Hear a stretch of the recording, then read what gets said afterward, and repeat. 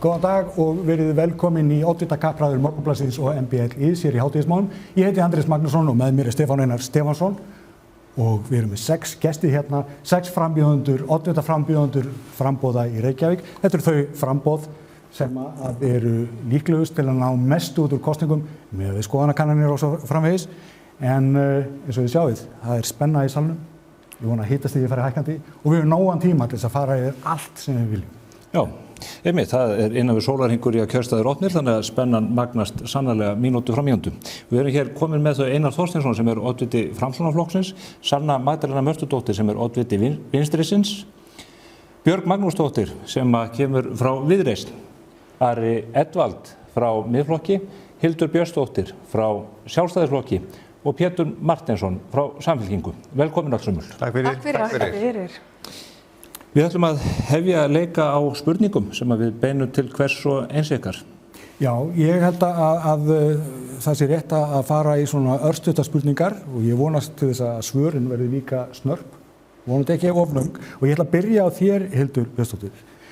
Þú ert þannig á fínum árangri í skoðanakönnunum, margir nefna því sem líklega borgarstjóra og þið lítur að líða mjög vel yfir því, en geturðu myndað meirihluta? Þú ert búin að reyna tvisvar og klúraði því. Já, við erum auðvitað að mælast með við kannanir, meiri árangur en við höfum mælst með á síðustu árum og það var nú fróðlegt að sjá í kappráðinu sem við vorum í á Sýn í vikunni að þar var birt mæling sem sýndi hvaða flokki kjósendur annarra flokka vildu helst að þeirra flokkur myndi starfa með og kjósendur flestra annarra flokka voru með Sjálfstæðisflokkin þar í efsta sæti. Þannig að núna eru samstarfsmöguleikar okkar fleiri en oft áður og við teljum okkur í góðum færum að mynda sterkan og öflugan meirihluta breytingar í Reykjavík. Sanna Magdalena, við beinum næst spjótum að þér. Þið hafið í ykkar baráttu, bæði fyrir hún beint sjónum ykkar að málefnum hinna fátækustu í samfélagi, þeirra sem eru jaðarsettir. Þið hafið komið að meirihluta í borginni sem hefur mistekist að ná tökum til dæmis á leikskólamálunum, þar sem að lokunardagar eru gríðarlega margir, frátafir miklar sem að koma verst niður á hinnum verst settu. Það ekki honum hljómur í því þegar þið segist alltaf að leysa þetta mál núna? Vinstrið tala fyrir jöfnuði og það mjög ánægilegt að vera hluta frambúði sem að talar skýrt að vinstri menn sé að vinna saman í þágu íbúa borgarinnar og auðvitað eiga leikskóla borgarinnar að vera góðir fyrir börnin. Það fyrst og fremst mikilvægt að leikskólinn sé mjög góður staður fyrir börn til þess að vera á og það var alveg ljóst að breytinga var þörf. Við kynntum breytingar núna í samstarfinu þar sem við erum að fara ákveðna leið og við þurfum auðvitað að meta áhrifin af því en það líka þarf að nefna í þessu samhengi að þegar að vera að bera saman í rauninni leikskólastigið á sveitarfélögum höfuðborgarsvæðanna að þá höfum við ekki skerst opnunartímann, það er ennþá 42,5 klukkustund á viku sem er hægt að vera með börnin sín og það eru svona ýmsir þættir, við sjáum til dæmis sveitarfélög að höfuðborgarsvæðinu er að loka leikskólum, við erum ekki með slíkt, það eru skráningardagar. Það er 22 mánaða bið frá því að barn fæðist og höll að kemst inn. Nú höfum við innleitt þessar breytingar og við þurfum að fylgjast með þeim afleiðingum og sjá hvernig við getum gert ennþá betur af því við þurfum að taka ákvarðanir sem að mæta foreldrum og þannig að leikskólinn sé áreiðanlegur, þannig að þetta er ekki verkefni sem er búið og því við viljum að öll börn geti blómstrað, að foreldrar geti treyst á þessa þjónustu og þetta sé aðlaðandi vettvangur til þess að ráða sig til starfa. Leikskólastigið er mjög mikilvægt. Ef þið ætlið bara að gera meira af því saman? Eins og ég sagði, við þurfum að fylgjast með því hvaða afleiðingar meta áhrifin af í rauninni þessum breytingum og við sjáum að núna hafa breytingar verið gerðar á vistunartíma. Við sjáum að börn voru í einhverjum tilfellum skráð, kannski aðeins lengur en raunveruleg vistun, þannig að það hefur létt á skráningatímum, þannig að við sjáum strax að það eru einhverju breytingar en við þurfum bara að vera með puttan á púlsinum og halda áfram á þeirri vegferð að byggja upp öfluga leikskóla. Einar Þorsteinsson, þið framsóknarmenn, þið unnuð mikil kosningasigur hér síðast og þú varst hér mitt í kappræðum hér og boðaði þær breytingar og alls konar fínheit sem að kjósendur brugðust greinilega vel við. Síðan máttu nú sjá til dæmis á skoðanakönnunum að menn voru svona mistrúaðir á þann meirihluta sem þú tókst þátt í að mynda. Þú sprengdir þann meirihluta síðan og sá meirihluti sem að þú reyndir að taka þátt í að mynda eftir það sprakk líka einhvern veginn í höndunum á þér. Núna talar það að Framsóknarflokkurinn sé algjörlega það lím sem þurfi til þess að búa til nýjan meirihluta, til breytinga og það allt. En ég meina, það trúverðugt þegar að þú ert helsti sprengjusérfræðingurinn hér í þessu sal? Já, ég búinn að læra mikið á þessu kjörtímabili, það óhætt að segja það. Ég meina, eftir síðustu kosningar þá hringdi ég fyrst í Hildi, þá var vildi Viðreisn ekki vinna til hægri og þá var ekki hægt að telja upp í 12 og við fórum í samstarfi Samfylkingu, Viðreisn, Pírata og það fór eins og það fór. Við náðum ekki málunum okkar í gegn. Við reyndum okkar besta, fórum ítarlega greiningar á rekstri borgarinnar og lögðum fram tillögur til hagræðingar og til betri þjónustu, en þær hlutu einfaldlega ekki hljómgrunn. Það var megin ágreiningur í skipulagsmálum og samgöngumálum og svona grunnstefnan, þetta gekk bara illa saman. Þannig að við ákváðum að sprengja meirihlutann. Samdur af þér í upphafi? Já, það getur bara vel verið. Við vorum ný þá. Og ég skal bara alveg vera auðmjúkur gagnvart því að við komum inn í hinnar meirihluta, gerðum okkar besta, en þegar við fundum það, við náðum ekki að svara kalli kjósenda, að þá lögðum við allt undir. Það hefði verið voðalega þægilegt fyrir mig bara að halda áfram að vera borgarstjóri, þiggja launin og bílstjóran og vera þarna fínn kall upp á skrifstofu.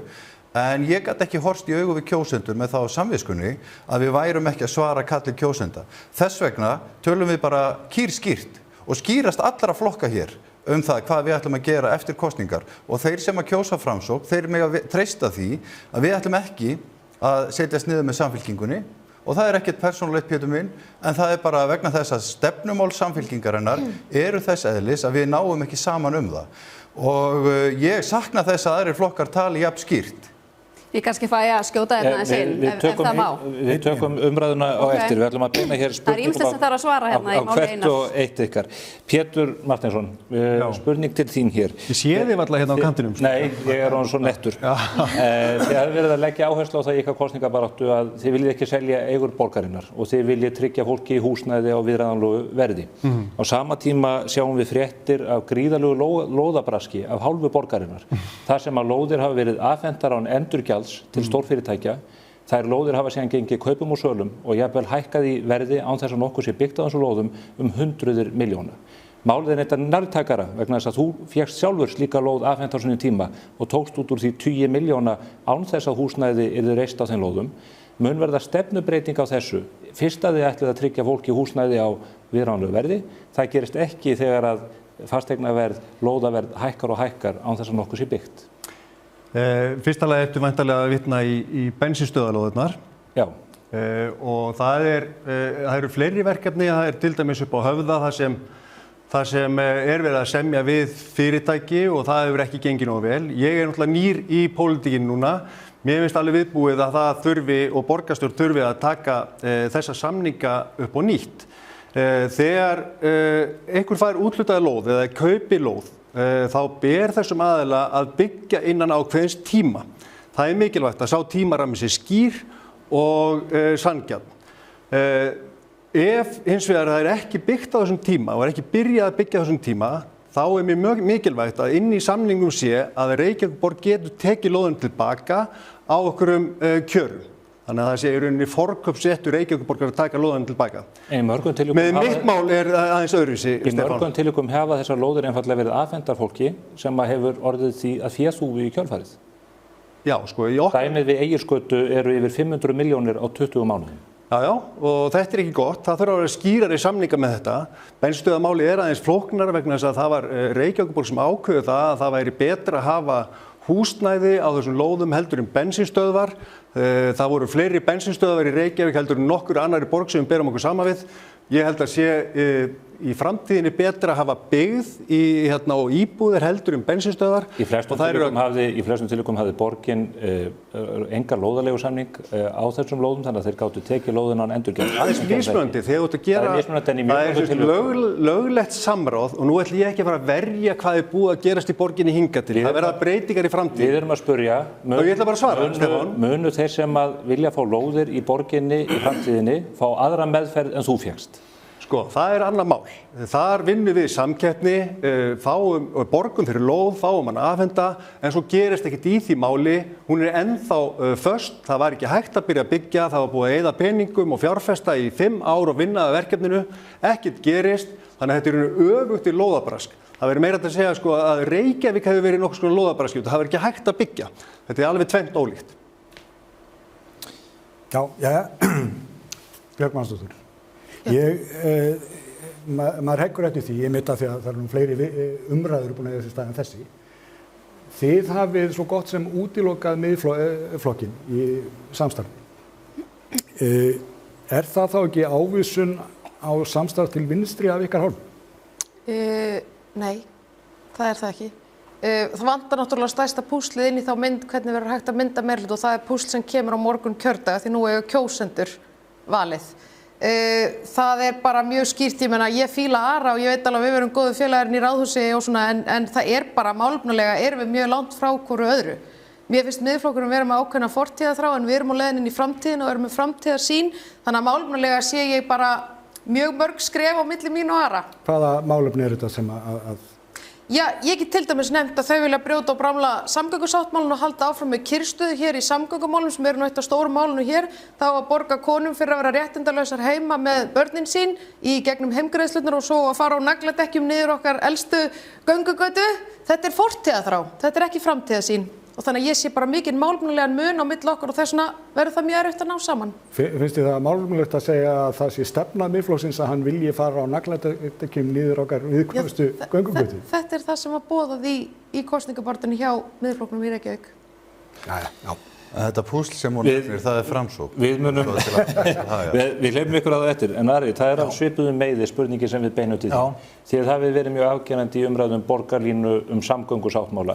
Þið ykkur hefur verið legið á hálsi fyrir framgöngu tiltekinna fulltrúa flokksins meðal annars varaformannsins ykkar í málefnum samkynhneigðra og annarra minnihlutahópa. Eru þið ekki einfaldlega einangruð á sviðinu líkt og Björg virðist vitna til? Ykkur kleift að gera einhvers konar málamiðlanir sem að munu gera þér mögulegt að hafa áhrif inn í borgarkerfinu eða verður bara eins og eldey út í miðju hafi? Þetta nú mjög umfangsmikil spurning, maður reynir að koma þessu saman. Já, ég held nú heyri alveg samhljóm, til dæmis ef við tökum samgöngumálin, þá í sögunni þá hefur Sjálfstæðisflokkurinn ekki endilega verið svona harður á að vera sammála Miðflokknum eins og mér heyrist hann vera orðinn núna upp á síðkastið. Það hefur verið aðeins meiri meðvirkni með stefnu meirihlutans varðandi ofurþéttinguna og áforminum mjög dýra borgarlínu til dæmis. Þannig að bara sá meirihluti sem að Miðflokkurinn að berjast fyrir og hefur auðvitað verið mjög skýr í sinni baráttu. Við höfum útilokað samstarfið Samfylkinguna og við segjum að við séum að stefna samstarfi til hægri og við meira séum fullurum að við séum forsendan fyrir því að það verði borgaralegu meirihluti. Björgu í þeim efnum miðað við kannanirnar sem við sjáum. Já, eins og þær hafa verið í fortíðinni en við erum náttúrulega í framtíðinni eins og komum fram. Og við finnum fyrir miklu kvikulhlaupi að fylgi til okkar, þannig að þar tekið undir með Björgu, við skulum telja upp úr kössunum á morgun og sjá hvað það gerir.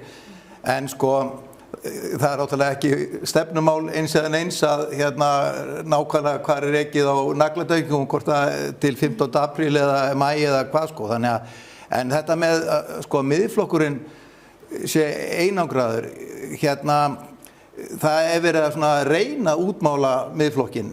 Þannig að þegar ég heyri sko viðhorf sumra til Miðflokksins, þá heyri ég að þeir hafa verið að hlusta á það hvernig andstæðingar Miðflokksins tala hann. Þið voru nú bara með auglýsingum okkur í dag, Ari. Og svo orðræða náttúrulega sko alveg á mörkunum, enda varpaði nú fjölmiðlanefnd fram þeim upplýsingum þeim eftir því að stuðningsmenn Miðflokksins, og þar erum við nú að tala 15 þjóðarinnar, eins og það hefur verið mælt á landsvísu, sko núna í árið eða svo, að þeir séu sko í hópi bara óvinsælasta fólks landsins eða það er svona beinist einna mestir fordómar gagnvart þeim. Bara við vorum bara í hópi með stuðningsmönnum Ísraels og andstæðingum bólusetninga og loftslagsafneiturum sko. Þannig að þeim hefur tekist nokkuð vel upp mörgum að afflytja Miðflokkinn og leggja þá áherslu á það sem Miðflokkurinn hefur aldrei sagt en gleyma alveg því sem Miðflokkurinn hefur sagt. Andrés, myndið þú treysta þér til að leiða þau tvö saman? Já, ég held það. Ég meina, Mér heyrist það ekki í hljómgrunum. Nei, ég trúi alveg sem Björg segir að hún geta alveg talað við aðra og það þá alltaf til alls vist. Mikil trú þín maður. En til þess að útkljá þetta... Það sjá það allir að þessum samtölum að Viðreisn halla sér frekar til vinstri og útiloka Miðflokkinn. Einar, ég get alveg sagt sjálf hvað ég að segja. Já, ég bara lesa kannanirnar. Ég tekst fyrirhundi borgarstjóri á fyrirhundi aðstofamann sem þetta alltaf verða hið ánægjulegasta. Þetta púsl sem vantar, það að lyfta Framsókn upp í það fylgi að ekki púslið sem ég var að vísa í. Ekki bara best að tryggja Sjálfstæðisflokknum hreinan meirihluta á málið þetta. Þið megið endilega halda þessu karpi áfram en áhorfendur ætla að fá nokkrar auglýsingar í fangið.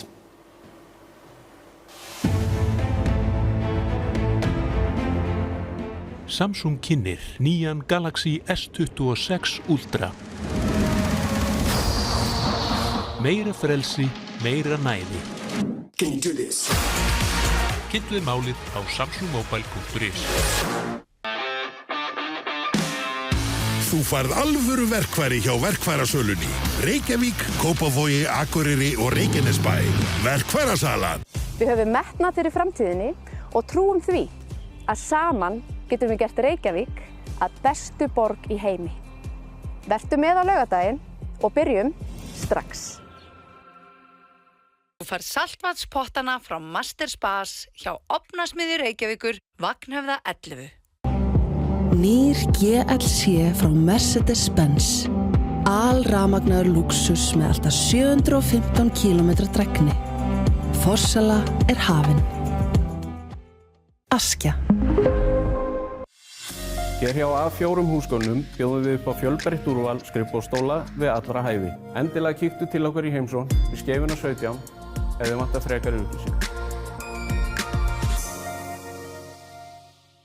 Klæddu bygginguna í stíl með álklæðningu frá Límtré Vírnet. Íslensk framleiðsla, nýsköpun og áratuga þekking. Kynntu möguleikana á limtrevírnet.is. Þegar 3/4 af dreyknuðinum blandaðu þá með því besta. Fevertree. Ég hugsa þetta út frá öllu hliðum. Ég hef ráðfært við fjölskylduna. Ég hef gefið mig góðan tíma og niðurstaðan ljós. Ég að bjóða mig fram. Fyrir hvern einasta viðskiptavin sem þarf áreiðanlega tölvuþjónustu. Kjóstu öryggi, X við tölvuaðstoð.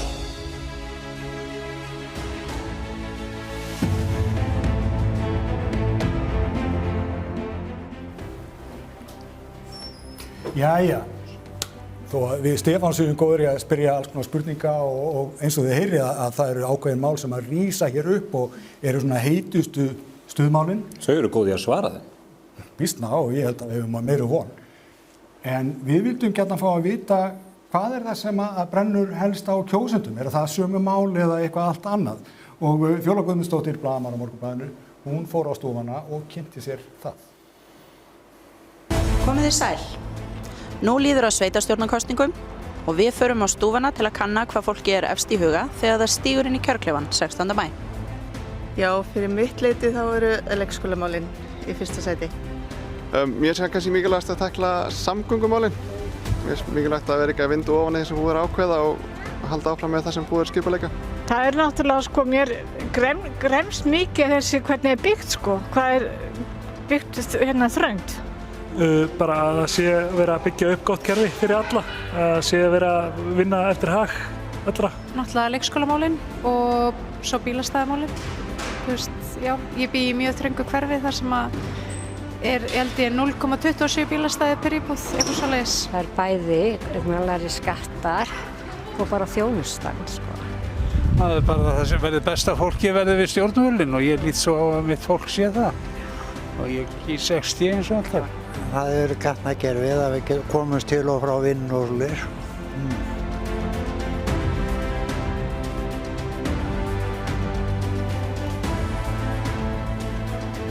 Já, komið þið sæl að nýju. Við heyrðum hér í kjósendum en hérna eru frambjóðendur hjá okkur sem að þau hafa úr að velja. Við ætlum núna að beina sjónum okkar að rekstri borgarinnar, þessara einu borgar okkar Íslendinga. Pétur, ég ætla aftur að beina spurningu til þín um þessi mál. Þú hefur tjáð þig meðal annars í sjónvarpssal rekstur borgarinnar. Sagðir áhorfendum að þú hefði kynnt þér ársreikninga hennar 14 ár aftur í tímann og sagðir að þetta væri heilbrigður og góður rekstur. Það hefur sömuleiðis verið bent á að tapið uppsafnað á A-hlutanum yfir þetta tímabil 33.500 milljónir króna. Og ég hefði áhuga á að fá þau til að útskýra fyrir mér, þar sem ég ekki rekstramaður, ólíkt þér, hvernig þetta getur talist heilbrigður rekstur. Ég sagði þetta ekki, ég lesi 14 ársreikninga, en ég hef sagt í 14 ár hefur mér verið sagt á hverju ári að Reykjavíkurborg var á haustnum og allt væri að stefni í óefni og ég var farin að trúa þessu. En síðan hef ég skoðað svona síðustu 2-3 árin og það eru heilbrigðismerki í businessnum með okkar rekstri. Ég hef náttúrulega ekki komið að þessu, ég nýr, það bara ég og Ari sem hefum ekki verið í borgarstjórn áður, reyndar Björk bara aðstofamaður. En reikningarnir liggja fyrir? Reikningarnir liggja fyrir og það þetta að líta á þetta bæði með svona dökkum augum eins og margt hefur gert í Reykjavíkurborg. Það mikið verið að tala að Reykjavíkurborg sé slæm en ef við bara einbyttum okkur að reikningnum. Þá eru 8 milljarða hagnaður á samstæðunni, við tökum A-hlutan einan og sér, þá í lok árs, þegar búið að borga öll laun og öll gjöld og þá standa eftir 15 milljarðar inn á bankabókinni. Það hefur verið tekið lán og það hefur verið fjárfest mikið. Reykjavíkurborg í gríðarlegum vexti, það búið að byggja nýtt hverfi og það nýtt íþróttafélag og það sundlaug, það búið að vera fjárfesta fyrir Reykvíkinga á síðustu 10 árum. En á síðustu 14 árum hefur tap verið af A-hlutanum í 8 ár. Já. Hvernig getur það verið til marks heilbrigðan rekstur? Við bara skoðum það bara í samhengi við aðra önnur sveitarfélög hérna í kringum okkur að þá heilbrigðismerki að geta borgað gjaldfallareikninga. Ef við þurfum að borga núna lánin sem eru gjaldfallas, þá eigum við fyrir því. Við þurfum ekki að taka lán fyrir því. Það trúið með því að við þurfum ekki að hafa áhyggjur af því að Reykjavíkurborg sé að fara á hausinn eins og við búið að telja okkur trúum. Skuldirnar hafa aukist 86% frá 2014 og með þær hafa lækkað 22% í Kópavogi. Ef þú ert ekki í rekstri þá verðum að líta bæði á tekjur og skuldir. Tekjurnar hafa aukist jafn mikið, þannig að við erum með skulda hlutfall svipað var fyrir 14 árum síðan. Við höfum tekið lán fyrir þessum vexti, hingað hafa flutt á 10 árum 24.000 manns, við höfum aldrei byggt eins mikið, ný hverfi, nýi skólar, nýi leikskólar, nýi íþróttafélög, allt þetta kostar, en ef þú hefur keypt hlutabréf í Reykjavík fyrir 10 árum síðan, þá væru við frekar sáttur í dag. Þannig að þú segir að þessi reikningar vitni heilbrigðan rekstur? Það margt heilbrigt í rekstrinum, árið í fyrra var ekki besta árið okkar, en það eru mörg heilbriðismerki og við Reykjavíkurborg getum borðað okkur saman við hin sveitarfélögin og stöndum okkur vel. En þú vísar til þess að tekjurnar hafi aukist mikið og þar gerðu það svo sannarlega á tímabili. Margir fundu nú að því að borgin hefði ekki búið nægilega vel haginn, en þetta gerast miklum uppgangstímum. Núna hagvöxturinn flatur. Já. Á hverju áttu þá? Þetta hefur aðdraganda og það hefur verið, ríkisstjórnin hefur verið gagnrýnd fyrir að skila hallarekstri. Reykjavíkurborg hefur verið gagnrýnd fyrir að skila hallarekstri og flest önnur sveitarfélög. Við höfum gengið í gegnum, við vitum öll bara í þjóðinni og bara í heiminum, við höfum gengið í gegnum bæði bankahrun og COVID og Reykjaneselda og það hefur verið hátt vaxtastig. Flest sveitarfélög hafa ekki verið gagnrýnd fyrir að skila hallarekstri. Nei, það lítill fókus á það. Það eru önnur sveitarfélög í jafnvel verri málum heldur en við. Eins og hver? Já, bara öll önnur heldur en Kópavogur á höfuðborgarsvæðinu, lítið bara á Seltjarnarnes, lítið á Garðabæ núna, það eru auka skuldir. Í dag þannig, ef við tökum bara í lok árs. Garðabær hefur ekki verið rekinn með viðlíka hallarekstri á síðustu árum. Ef við skoðum bara í lok árs, þá eiga Reykvíkingar, við erum verða 150.000 manns, við eigum tæpan 100.000 kall inn hjá borginni. Íbúa borgarinnar er 100.000 kall á mann per íbúa. Meðan Kópavogsbúar eiga 1.600 krónur. Þetta sýnir ákveðið heilbrigði. Einar Þorsteinsson, þú ert sérfræðingur á mörgum sviðum, þar á meðal þessu. Þú hefur bæði verið í meirihluta og minnihluta. Já. Ert þú sammálað þessu mati? Nei, ég er ekki sammálað því og mér finnst þetta dálítið röng hugsun að tala það að það sem við eigum í handbæru fé, að það sé einhvern veginn takmarkið. Fjárfestingaþörf borgarinnar er gríðarleg. Þessir 15 milljarðar, þeir duga ekki til þess einu sinni að borga fyrir Vogaskólann sem við erum að fara að reyna að byggja, sem að kosta 15 milljarða. Það var allt hitt eftir sem við erum að fjárfesta í. leik- og grunnskólum, öðrum viðhaldi, gatnagerð og nýframkvæmdum. Og það að gorta sig að því að þurfi ekki að taka lán til þess að borga af lánunum, þetta náttúrulega þessi hugsun sem að Pétur Martínson sagði hérna rétt áðan, þetta hugsun sem að gengur ekki upp. Ég hef kynnst því af eigin raun að þurfa að takast á við mikinn hallarekstur í upphafi kjörtímabilsins. 16 milljarða halli sem að birtist okkur eftir kosningar og okkur tókst að snúa honum í 5 milljarða í afgang og ég var fyrst í borgarstjóri í 5 ár til þess að skila afgangi. Auðvitað þetta stórar stærðir sem að geta breytt niðurstöðunni en svona grunnstefið það að innleiða meiri aga í rekstur borgarinnar. Bara dæmi, frá 2021 til 2022 á síðasta kjörtímabili fjölgaði starfsfólki borgarinnar 7,9%. Megin hluti útgjalda borgarinnar eru laun. Þannig að ef við sýnum aga í rekstri, aga í ráðningum, styrkjum stjórnendur til þess að hugsa það hvort að það þurfa að ráða í staðinn fyrir starfsmann sem hættir, þar að segja fækka í gegnum starfsmannaveltuna, þá getum við bara náð heilmiklum árangri með rekstur borgarinnar. Þegar ég skiljaði af mér árinu 2024 var fjölgun starfsmanna 0,3% en við vorum samt sem áður að opna nýja búsetukjarna fyrir fatlaða fólk, nýja leikskóla og fjölga starfsfólki í framlínuþjónustu.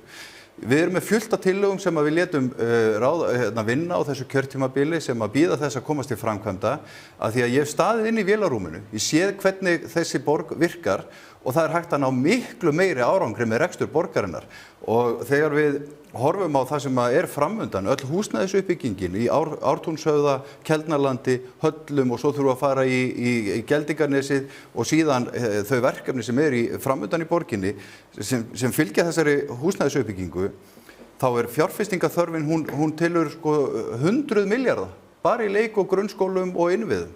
Þannig að við þurfum að eiga miklu meira heldur en 15 milljarða inn á bók til þess að ráðast í þær. Nema við ætlum bara að halda áfram óbreyttri stefnu það að fjármagna allt með lánum sem að eykur síðan vaxtakostnaðinn okkar. Þetta ekki sjálfbært en við getum náð miklu meira árangri. Hildur, þið hafi verið mjög stórir í meirihlutans árum saman, jafnvel áratugum saman rekstur. Þið dragið upp gjörólíka mynd með það sem að Pétur gerir. Við gerum það sannarlega og bendum á það bara í meginatriðum að rekstur borgarinnar sé ósjálfbær, að útgjöld vaxi umfram tekjur og að tekjur dugi ekki fyrir útgjöldum og ég líki þessu stundum bara við heimilisbókhald þar sem að tekjur heimilisins duga ekki fyrir útgjöldum heimilisins og þá fara menn í að selja eigur sínar til að láta dæmið ganga upp. Það auðvitað ekki sjálfbær heimilisrekstur. Hér var áðan talað að hagnaður af samstæðureikningi borgarinnar A og B hluta væri 8 milljarðar en í því samhengi gleymist auðvitað að nefna að það hangir allt á matsvirðisbreytingum fjárfestingaeigna hjá félagsbústöðum. Þær voru hækkaðar 8,3 milljarða þannig að raunstaðan rauninni tap í samstæðu reikningi. Ég verð aðeins, ég hef leyft honum Einari vinnu mínum að vera svolítið súkkulaðikleina í þessum kosningum. Og svona leyft honum að fara með þvílíku flekkjurnar. Ég ekki orðið var við það. Jú, ég ætla núna aðeins að svara því þegar þú svona lýsir því að þú hafi verið slíkur rekstrarmaður sem borgarstjóri og snúið við rekstrinum. Ef við tölum sjálfbæran rekstur, að þá var reksturinn ekki sjálfbær í höndum Einars. Tekjur dugðu ekki fyrir útgjöldum, heldur útgjöld fóru 14,5 milljarð umfram tekjur það árið. Það sem hreyfði nálina í reksturinnum hjá borginni var auðvitað fyrst og fremst að útsvarið var hækkað og þannig komu inn 4 milljarðar aukalega. Tala almennu útsvarshækkununa sem öll sveitarfélög í landinu. Ég ekki að tala að þú hafa hækkað útsvarið. Öll sveitarfélög á landinu. Til að bregðast við undirfjármögnun málaflokks fatlaðs fólks. Já, ég að tala það Einar. Það sem öll sveitarfélög fengu. Ég ekki að segja að þú hafa hækkað útsvarið. Líka sveitarfélögin í Kópavogi og Ekki svona viðkvæmur. Nei, ég meina bara það má ekki halla réttu máli. Ég ekki að því. Útsvar var hækkað í öllum sveitarfélögum landsins eða hámarksútsvar til að standa undir málaflokki fatlaðs fólks sem ennþá vanfjármagnaður. Þetta skilaði 4 milljörðum aukalega í kassan hjá borginni.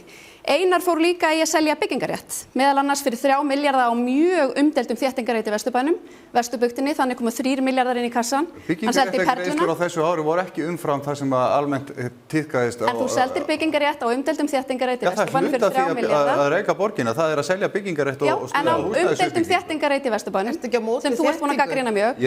Þú seldir byggingarétt að Græna gímaldinu fyrir milljarð og ég gæti áfram talið. Sko, hér áðan vorum að ræða mögulegar meirihluta myndanir og það alveg ljóst á öllum könnunum að það ekki hægt að mynda meirihluta í Reykjavík öðruvísi en að Samfylking innanborðs eða Sjálfstæðisflokkur. Og eina leiðin til að eitthvað breytist hér að Sjálfstæðisflokkurinn sé burðar á sín nýju meirihluta. Og þau þrjú voru hér áðan að karpa það hvernig atkvæði ætti að falla og hverjir myndu vera í þessum breytinga meirihluta ekki bara lang einfaldast til að losna við einhvern veginn vafan þetta að greiða Sjálfstæðisflokknum atkvæði á morgun. Nú er það þannig Hildur að við vorum að ræða við reksturinn en ekki meirihlutamyndunina. Það verkefni sem að tekur við á sunnudaginn.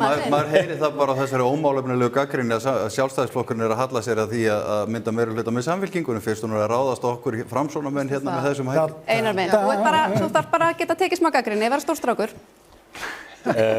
Færum okkur frá súkkulaðikleininni. Reksturinn að öðru leyti ósjálfbær? Hvað hyggist þið gera til þess að snúa þessu við? Fyrst að þetta svona ómögulegt. Ætlið að skerða þjónustu? Hverju ætlið að hætta? Við ætlum að einbeita okkur á lögbundinni þjónustu við íbúana og skera annað burt. Leikskólastarf ekki lögbundin þjónustu? Nei, einmitt. Það eru ákveðin verkefni sem sveitarfélög raunar sinna sem eru ekki lögbundin, en sem ég held að sé svona menn sammælist að vilja sinna. Það leikskólaþjónusta, það til dæmis líka íþróttafélögin, að standa með íþróttafélögunum og það eru nokkur fleiri verkefni. En við viljum standa þessari grunnþjónustu sem að íbúar flestir eru sammála og sáttir við að greiða útsvarið sitt inn í. Við höfum nefnt að við viljum fækka millistjórnendum. Það er þykk yfirbygging og þykkt stjórnendalag hjá Reykjavíkurborg sem bæði kostar mikla fjármuni og tefur líka afgreiðslu mála. Og þá nefni ég bara sem ég hef oft nefnt og fleiri hér inni svo sem að það eru ýmis merki í rekstrinum sem benda til þess að stjórnunarkostnaður hjá okkur sé hærri en hann ætti að vera. Við greiðum hærri, að íbúar Reykjavíkur greiða hærri gjöld í laun og launatengt gjöld heldur en íbúar annarra sveitarfélaga. Við erum að hærri stjórnsýslukostnað per íbúa heldur en íbúar annarra sveitarfélaga. Það eru fleiri sem starfa í borginni per íbúa heldur en í öðrum sveitarfélögum. Þannig að við erum ekki að njóta stærðar hagkvæmninnar. Þannig að það er eitt. Við viljum útvista verkefnum og þar nefni ég kannski helst sorphirðuna. Við erum eina sveitarfélagið hér á höfuðborgarsvæðinu sem býður ekki út sorphirðuna. Hér eru dýrustu sorphirðugjöldin og minnst ánægja með þjónustuna. Ég hef líka nefnt að við getum nýtt gervigreindina í miklu meiri mæli til að draga saman seglin í rekstri þróunar- og nýsköpunarsviðs en samt sótt fram í stafrænni umbreytingu. Ég hef miklar áhyggjur af veikindatölum hjá borginni, 850 starfsmenn eru veikir á degi hverjum hjá borginni og það kostar hvert prósentustig. Þetta eru 7,5–8% sem þessi veikindi hafa verið á ári hverju. Hvert prósentustig kostar borgarsjóð tæpan milljarð. Þannig að það er til mikils að vinna að bregðast við þessu. Eitt sem ég heyrði ekki nefna, að það eru, við myndust að hamfarir hérna áðan, að það eru hérna plágur og eldgos og alls konar, en það var sveitarstjórnarmaður frá Kópavogi hérna daginn. Hann myndist á enninar hamfarirnar í rekstri sveitarfélaga, sem var í stytting vinnuvikunnar. Þar sem að bara menn í einu vetvangi minnkuðu starfshlutfallið 10% og þetta átti að vera tilraun og hún átti að innleiða hana hægt. Þessi tilraun hefur fullkomlega mistekist, en ekkert ykkar að nefna hana. Ég tek alveg undir með þér, Andrés, við höfum rætt þetta áður. Stytting vinnuvikunnar hefur mistekist hjá borginni og hún var líka verulega áskorun hvernig hún kom inn í leikskólana. Hún kemur inn í leikskólana með þeim hætti að ekkert fjármagn fylgdi. Þannig að leikskólastarfsfólki var einhvern veginn gert að útfæra styttingu án þess að fá fjármagn á móti og þetta varð enn einn flækjufóturinn í rekstri leikskóla og enn ein ástæðan fyrir því að þjónusta við fjölskyldur í Reykjavík skert inn í leikskólunum. Þannig að þetta er eitt af því sem við þurfum auðvitað að ráðast í athugun á hvernig við getum undið ofan af þessu. Og þarna erum við líka að tala inn í það hvernig hið opinbera er að bjóða starfsfólki sínu bæði betri launakjör og vinnukjör heldur en almenni markaðurinn og er að stela eða taka, að keppa er í samkeppni bara vel menntað og hæfileikaríkt fólk sem það yfirbýður einkamarkaðinn og fær inn til sín í borgarkerfið og það er líka ágefni. Hið opinbera á aldrei að leiða launa- og kjaraþróun í landinu. Ari, þú ert rekstramaður, þú kemur úr atvinnulífinu, hefur rekið nokkur fyrirtæki af ólíkum stærðum og gerðum. Ef þú kemist í meirihluta í næstu viku, hver eru þið fyrstu verkin, segjum fyrstu 40-50 dagana? Jú, það er auðvitað að setja í gang viðsnúningin sem þarf að verða í rekstri borgarinnar. Ég vil nú nefna að þú veist að enginn væri að tala um styttingu vinnuvikunnar. Ég ræddi þetta mikið upp af kosningabaratunar, bæði og í tengslum við leikskólan líka, að það auðvitað skapa vanda að stytta vinnutíma starfsfólksins en ekki barnanna og þar var bara gat og ég nefndi það líka þá að það væri sorglegt að mikið af þessum vinnutíma sem væri verið að stytta tapaðist svo í umferðinu á leiðinni til vinnu og heim. Þannig að við höfum verið að ræða mikið af þessum hlutum sem að Hildur nefndi, að bara samanburður á kennitölum í rekstri sveitarfélaga bendi til þess að það sé mjög brýnt að velta þar steinum og ná niður kostnaði. En hvernig gerur það sem stjórnandi? Ég hef náttúrulega þurft að gera það sem stjórnandi. Ég meina, það minnkuðu tekjur á 365 aðal tekjupóstunum auglýsingum 50% hérna frá 2008 til 2009 og við að minnka félagið úr og reyndar að það hafist áður, annars hefði nú sennilega ekki lifað þessar hremmingar af að minnka úr hérna yfir 600 starfsmönnum í rúmlega 400. Þannig að þetta ástand kallar á mikla fækkun starfsfólks hjá borginni? Já, þeim hefur náttúrulega fjölgað mikið. Einar hefur til dæmis nefnt að eitt árið fjölgaði 25%. Það hefur líka hækkað gríðarlega laun, 20% í fyrra. Það var 8% á einu árið, þarna 21-22. Já, hérna í þessari 25% fjölgun. Nei, það var 8%. Hækkunin var 8%. Hækkunin var 8%. Þetta tala um starfsmannaaukninguna? Já. Ok, hérna, en launahækkunin líka sko gríðarleg, þannig að það víða sem þarf að bera niður. En ég hef sagt það að þegar ég hef verið að fara inn í verkefni sem stjórnandi, þá hef ég ekki verið að úttala mig það fyrirfram. Eins og hefur komið hérna fram að þá ég ekki í borgarstjórn og hef ekki verið þar innanhúsmaður. Þannig að fyrsta verkefni hlýtur náttúrulega bara að vera að sökkva sér onni reikningarna betur og sem innanhúsmaður og finna út úr því hvað hægt að gera. Og það náttúrulega hluti af því að ná samstöðu þær breytingar sem eru nauðsynlegar. Það að það sé tiltrú á því að þar séu málefnalegar ákvarðanir teknar, að þá má maður ekki bara segja fyrirfram hvað er hægt að gera. Það var til dæmis bara dæmi. Það var nefnt hérna veikinda fjarvistir og þær væru gríðarlega háar, 8%, þegar það eru 3% hérna hjá einkafyrirtækjum. En sko hluta því skýrist af því að langtíma veikindi eru afgreidd í borgarkerfinu og hjá hinu opinbera sem partur sem snýr að vinnuveitenda, en á einkamarkaði hérna veikindarétturinn í kjarasamningu styttri og færist yfir á sjúkrasjóði og slíkt og þess vegna utan við. En það skýrir samt ekki allan hennar mun, þannig að þar þarf líka að fara inn í sem við kalla sko motivation bara, það svona hvatning og það hlýtur að vera eitthvað í ólagi varðandi það hvernig hérna hvetja fólk til að vera ekki veikt. Já, gera starfin og viðfangsefnin sko spennandi að leiða vinnustæðin með öðrum hætti. Það er eitthvað að þegar svona margir enda bara út í horni í hvort sem það er kulnun eða eitthvað annað. Má ég koma að sinni í þetta? En líka sko bara var þú veist að náttúrulega ræða hérna reksturinn og reikningin. Þá tekið mjög vel undir það að hann er ekki sjálfbær og það eru mjög svona vísbendingar. Sko, það talaði A og B hluta og skuldirnar 230 miljardar í A en í heildi 500. En þá sagt, sko, það er ekkert A-hluti og ekki á vegum borgarinnar, en mér finnst það heldur ekki vera rétt í þessari gríðarlegu skuldaukningu. Orkuveitan er fyrirtæki og stendur vonandi undir sínum skuldum. Þó hafi nú verið að hækka út af arðgreiðslum til sko Reykjavíkur líka. En þú veist, svo félagsbústaðir, þó þessu kallaðir þarna B-hluti, þeir standa ekkert undir sínum skuldum og reksturinn á þeim kallar á að það sé spýtt inn sko peningum. Og það var nefnt að borgin þarf, og það er innviðaskuld gagnvart til dæmis íþróttafélögum, gríðarlega mikilvægt starf sem hefur ekki verið stutt nægilega við, samtenging skóla, frístunda og íþróttafélaga sem gegna gríðarlega mikilvægu hlutverki. En við tókum saman í Miðflokknum, við heimsóttum öll íþróttafélög og tókum saman svona innviða skuldina, hvað er búið að lofa gervigras hér, knatthús hér og svo framvegis, og þetta eru svona 20-25 miljardar sem eru óuppfyllt lofórð við íþróttafélögum. Ertu að segja okkur að stjórnmálamenn hafi lofað? Já, þeir gangum og lofa flugturni hér og fótboltavelli þar, sko, en ekki alveg hugsað fyrir því hvenær það er að klára. Hlökkum til að heyra í stjórnmálamanni sem lofaði flugturninum. Sanna Magdalena. Það er gumsa. Þú komst hér inn í meirihluta nokkuð óvænt sem að Einar einhvern veginn bjó til, óvart. Takk Einar. Verður þér góður. En þið breyttuð ekki mjög miklu í þessum nýja meirihluta, voru einhvern veginn bara svona að halda áfram að kosningum. En er reksturinn bara þá í himnalagi? Er þetta allt eins og á að vera og allar bara, vildu að þetta haldi svona áfram?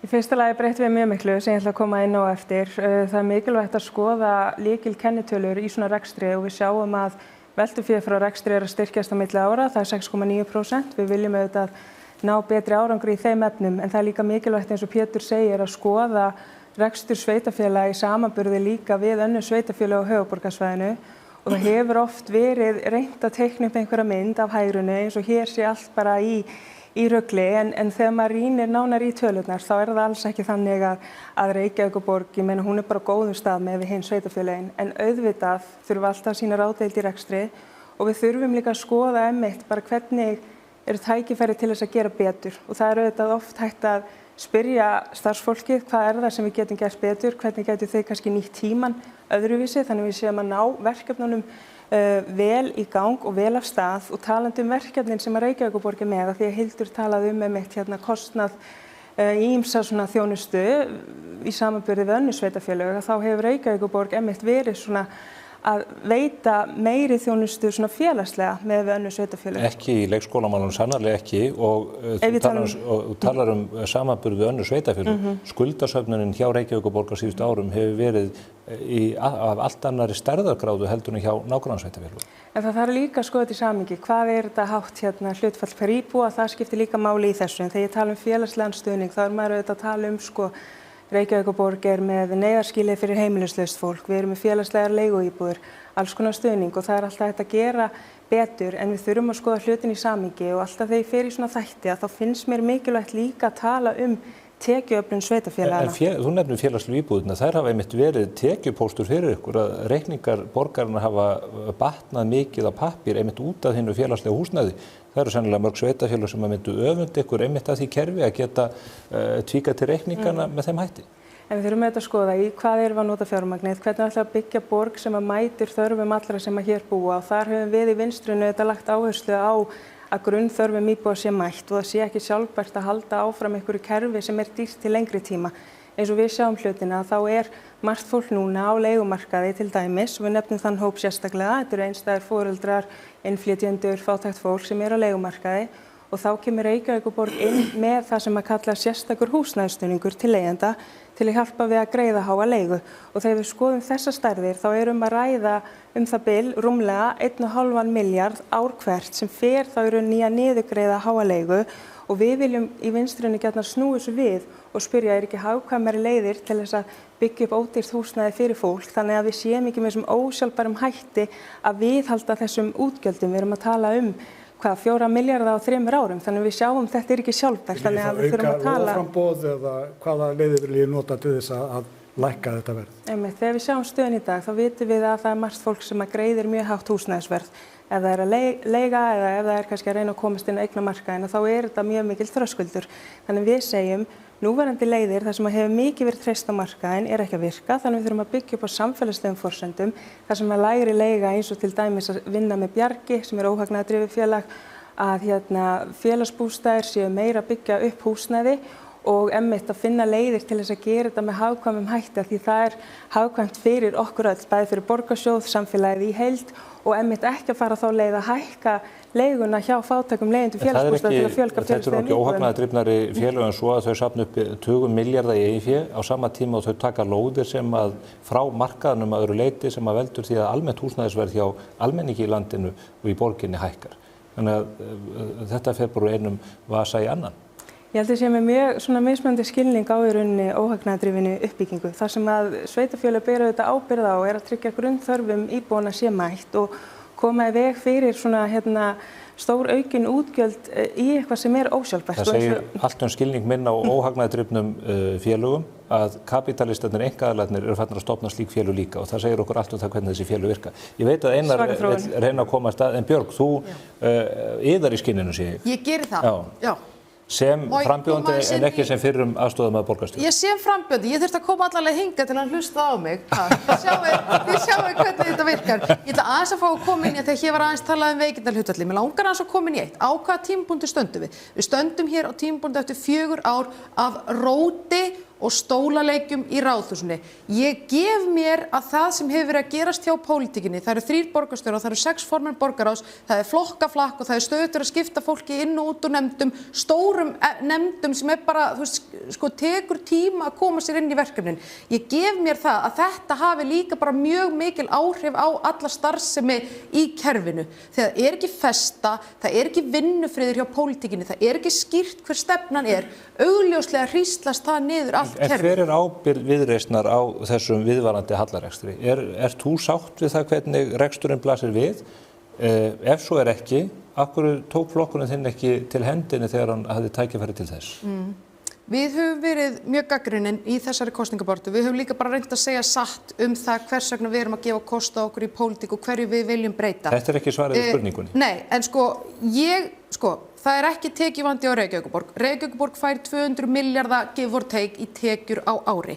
Spurningin er hvernig erum við að forgangsraða þessum peningum. Eins og nefnt hér, fer strax langmestu peningurinn strax í lögbundin verkefni. Það er allt hitt sem við þurfum núna og við viljum fara að leggja áherslu á að skoða. Félagi minn Róbert birti svo góða grein hérna á Vísi í dag nákvæmlega þetta mál. Þegar við viljum ná milljarði út úr rekstri borgarinnar og stjórnsýslunni á ári hverju. Stjórnsýslan hjá Reykjavíkurborg kostar 13 milljarða á hverju einasta ári. Ég ætla að segja það, Stefán, það eru 600 manns hjá borginni sem vinna ekki, þau eru aldrei í beinni snertingu við borgarbúa, eru aldrei í þjónustu hlutverki að veita þjónustu beint til borgarbúa. Það eru þessi störf sem við myndum gjarnan vilja skoða og velta við hverjum steini þarna. Já, ég er að tala um stjórnsýslukerfi, ég er að tala um skrifstofustörfin í Ráðhúsinu og skrifstofustörfin í Borgartúni. Þetta er enn eitt dæmi um það hvað þið Ari náðu vel saman. Ég skal viðurkenna að þarna gætum við Ari farið að vinna saman. En spurningin laut að því, hvað segir þessi staða aðkomu þíns flokks að meirihlutanum því að sporin virðast hræða? Þórdís Lóa hefur náttúrulega ekki gegnt þessum stóru stöðum og stóru stólum á þessu kjörtímabili.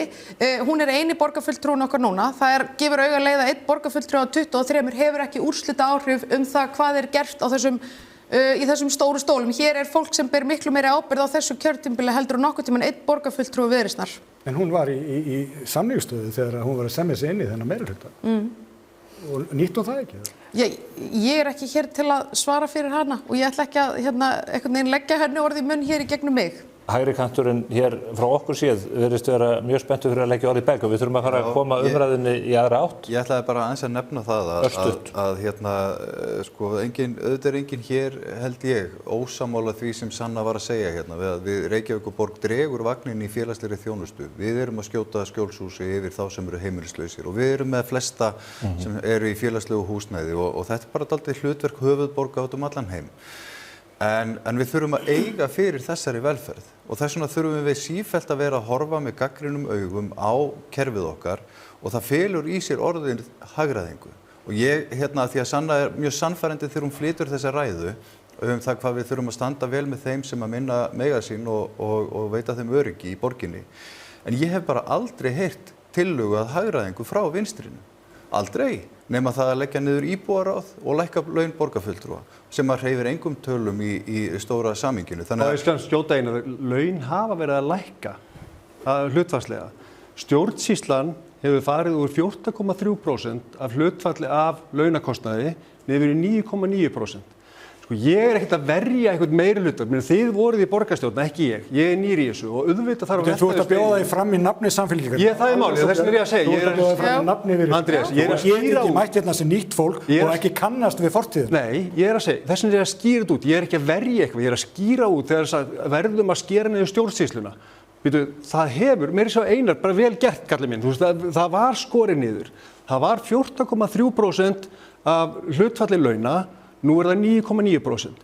Launakostnaður borgarinnar af gjöldum voru 53%, komið í 49%. Þú telur að það þurfi ekki að ganga lengra í hagræðingu þessu? Þvert á móti, verkefnin eru ærin.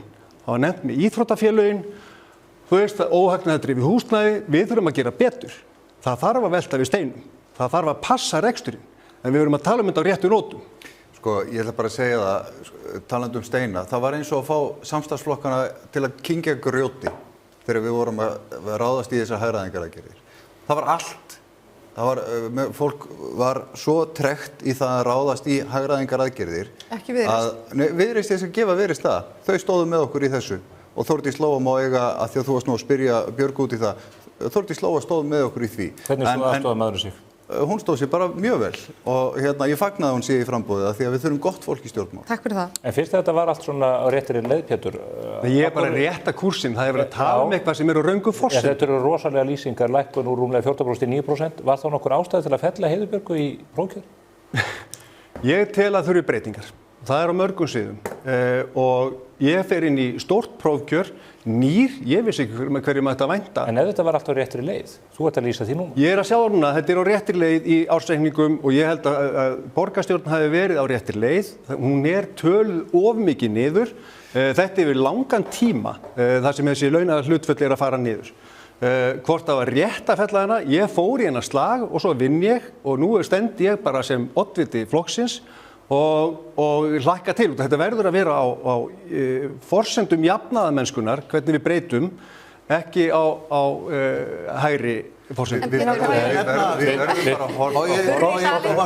Það var nú til að rétta þáttinn af í hináttina því að það hefði ekki verið rólegt, það hefði ekki verið aðeins líflegt. Við erum alveg á móti því. Já, nei, ég var ætlaði nefnilega að benda Björg á það að því við verum að tala um hagræðingu og við séum sammála um hagræðingu, að það er náttúrulega líka spurning um hagræðingu ef það er hægt að bæta almenningssamgöngur með hagkvæmari hætti að neita sér ekki það. Ari, ég treysti frekar sérfræðingum sem hafa unnið að samgöngusáttmála sérfræðingum Miðflokksins. Það er bara þannig.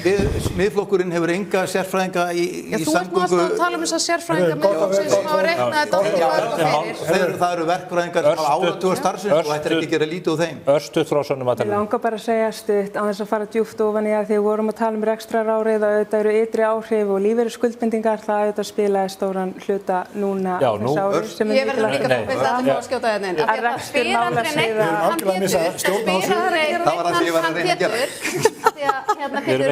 nágrannar með nágæti. Hann er alltaf að tala um það þurfi breytingar. Ég hef aldrei heyrt þig tala um hvaða breytingar þetta eru.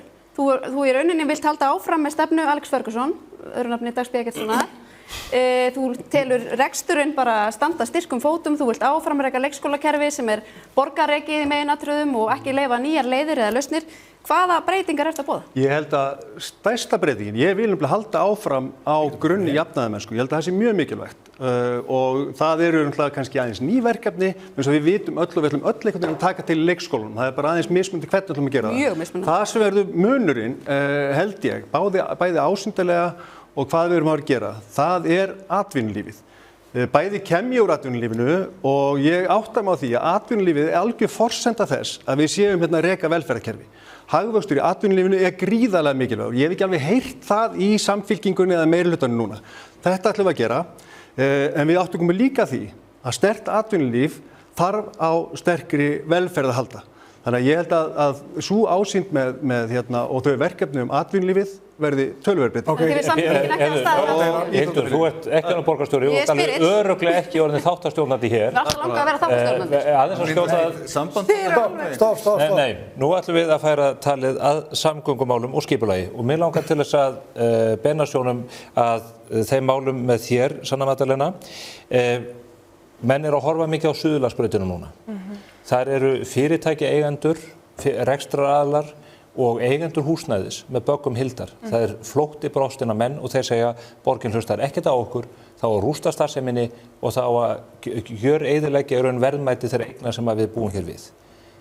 Hvernig horfir þetta við þér verandi í meirihluta? Ætlið þið að keyra fullu afli í það að gjörbreyta Suðurlandsbrautinni og leiða þær afleiðingar yfir þetta fólk að það ætla sér að hverfa helst inn í önnur sveitarfélög af því að þau eru orðin hrædd við ykkur?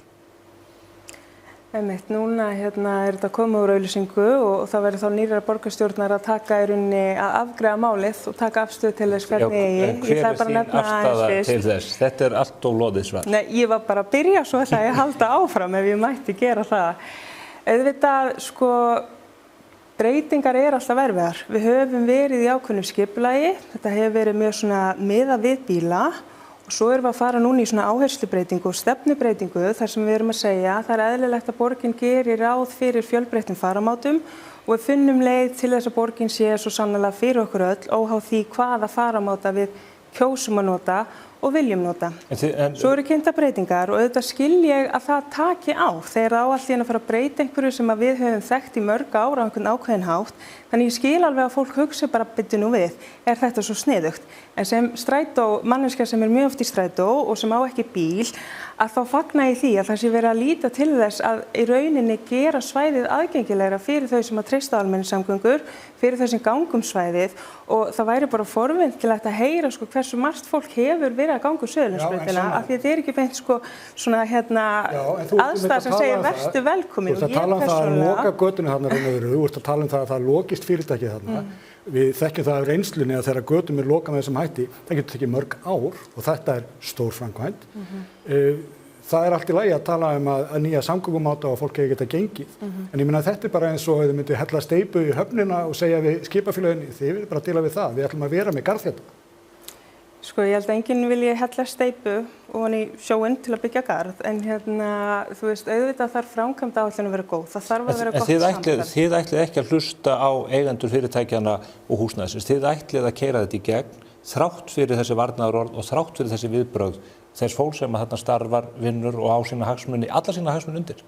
Eins og ég segi, það eðlilegt að ný borgarstjórn afgreiði þetta, en ég að koma með sjónarmið. Þið búin að vera að fjalla þetta, þannig að þú verður að standa ábyrgð á því, þú ert í meirihluta. Ég að koma með sjónarmið og segja af hverju ég til að sé gott að í rauninni opna Suðurlandsbrautina fyrir fleirum. Þetta mjög fráhrindandi núna fyrir fólk sem að myndi gjarnan vilja sækja oftar í verslun þangað, en gera það ekki vegna aðstæðunar eins og hún og við erum líka í þessu samhengi að fjalla öryggismál, hvernig við skipuleggjum til dæmis hvernig almenningssamgöngur fara svæðið, hvernig gangandi geta farið svæðið, hvernig börn geta ferðast með auðveldum hætti á milli rýmis og innan þess rýmis, þannig að auðvitað hef ég bara samúð með því að það getur verið mjög erfitt að fara í svona breytingaferli. Samúð góð og gild, en þið verið samt sem áður ekki að hafa hlustað á þessa hagsmunaaðila þarna og sem eru nákvæmlega sama kvörtun og við heyrum út á græna gímaldinu og erum reyndar að koma í ljós í skýrslu sem að meirihlutinn ætlaði að sitja á og hefur setið á fram yfir kosningar. Nú veit ég ekki hvað átt við þeim það skýrsla innri endurskoðunar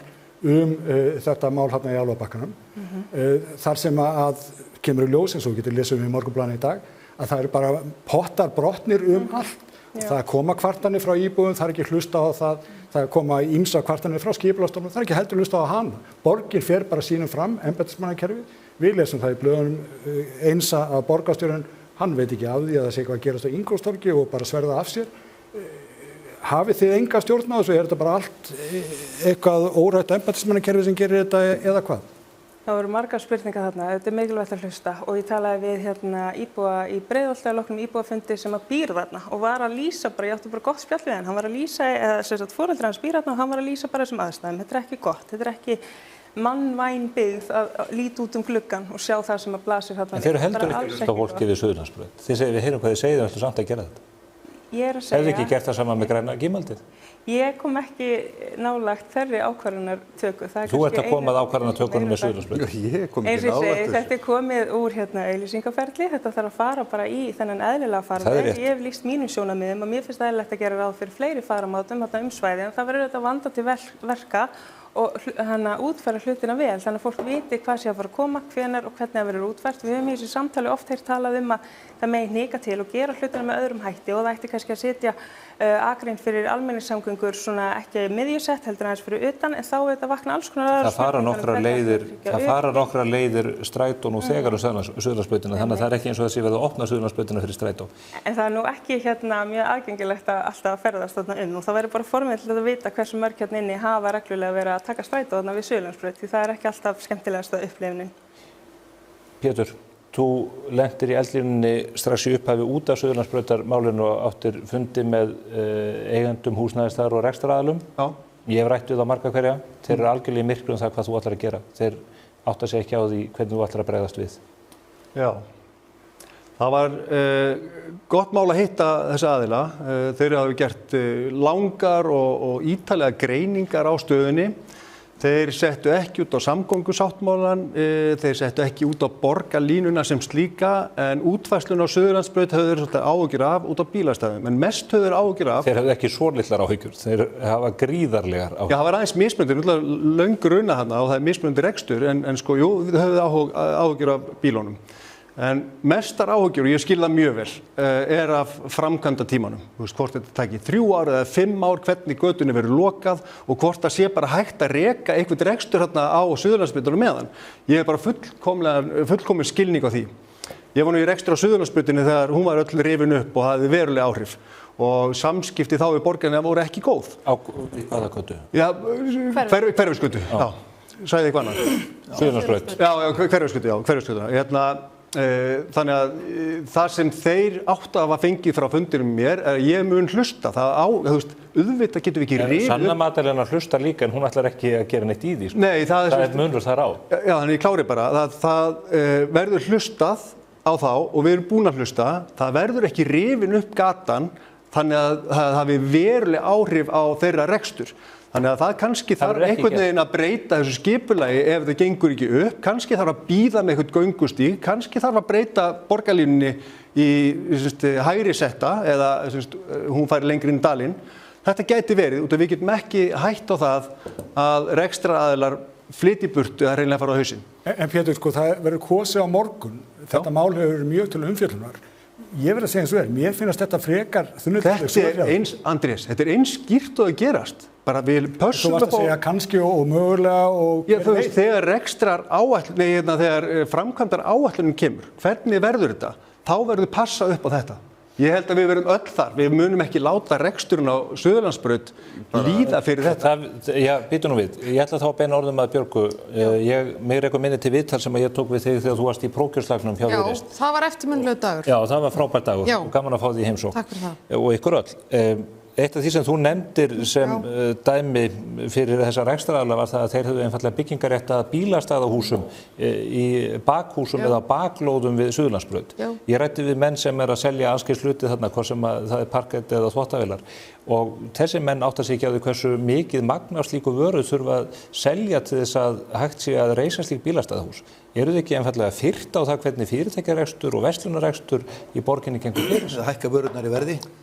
Fyrt? Nei, ég get nú ekki tekið undir það, en það líka fyrir þá að taka Þetta er mörg 100 milljóna króna fjárfesting sem þetta ráðast í að þetta koma upp bílastæðahúsum á þessum miklu þéttingareitum. Já, ég áttum á því og þetta er, þau bílastæði sem á að taka eru í borgareigu og þau eru lengst upp við Suðurlandsbrautina. Þetta er cirka 10% af því magni sem er á heildarsvæðinu og eftir því sem ég best veit og ég er búin að tala fullt af fólki líka og líka hitta rekstraraðilana á góðum fundi. Mér er sagt að það sé byggingaréttur fyrir fleiri bílastæði en verið er að taka. Mér fannst það bara vera ágætt lausn inn í þetta bílastæðamál og bílastæðapartina af þessu. Þannig að þeir eiga einfallega bara að byggja bílastæðahús á bak?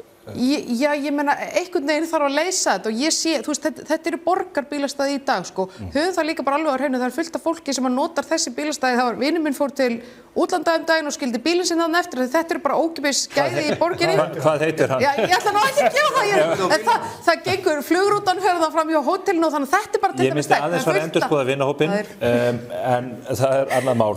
Já. Ég ætla ekki að gera það. Nei. Þetta er góður maður. Við viljum kannski ekki bara hugsa Suðurlandsbrautina sem slíka. Þetta lítur að breiðara skipulagi og þetta samgöngusáttmálanum heild.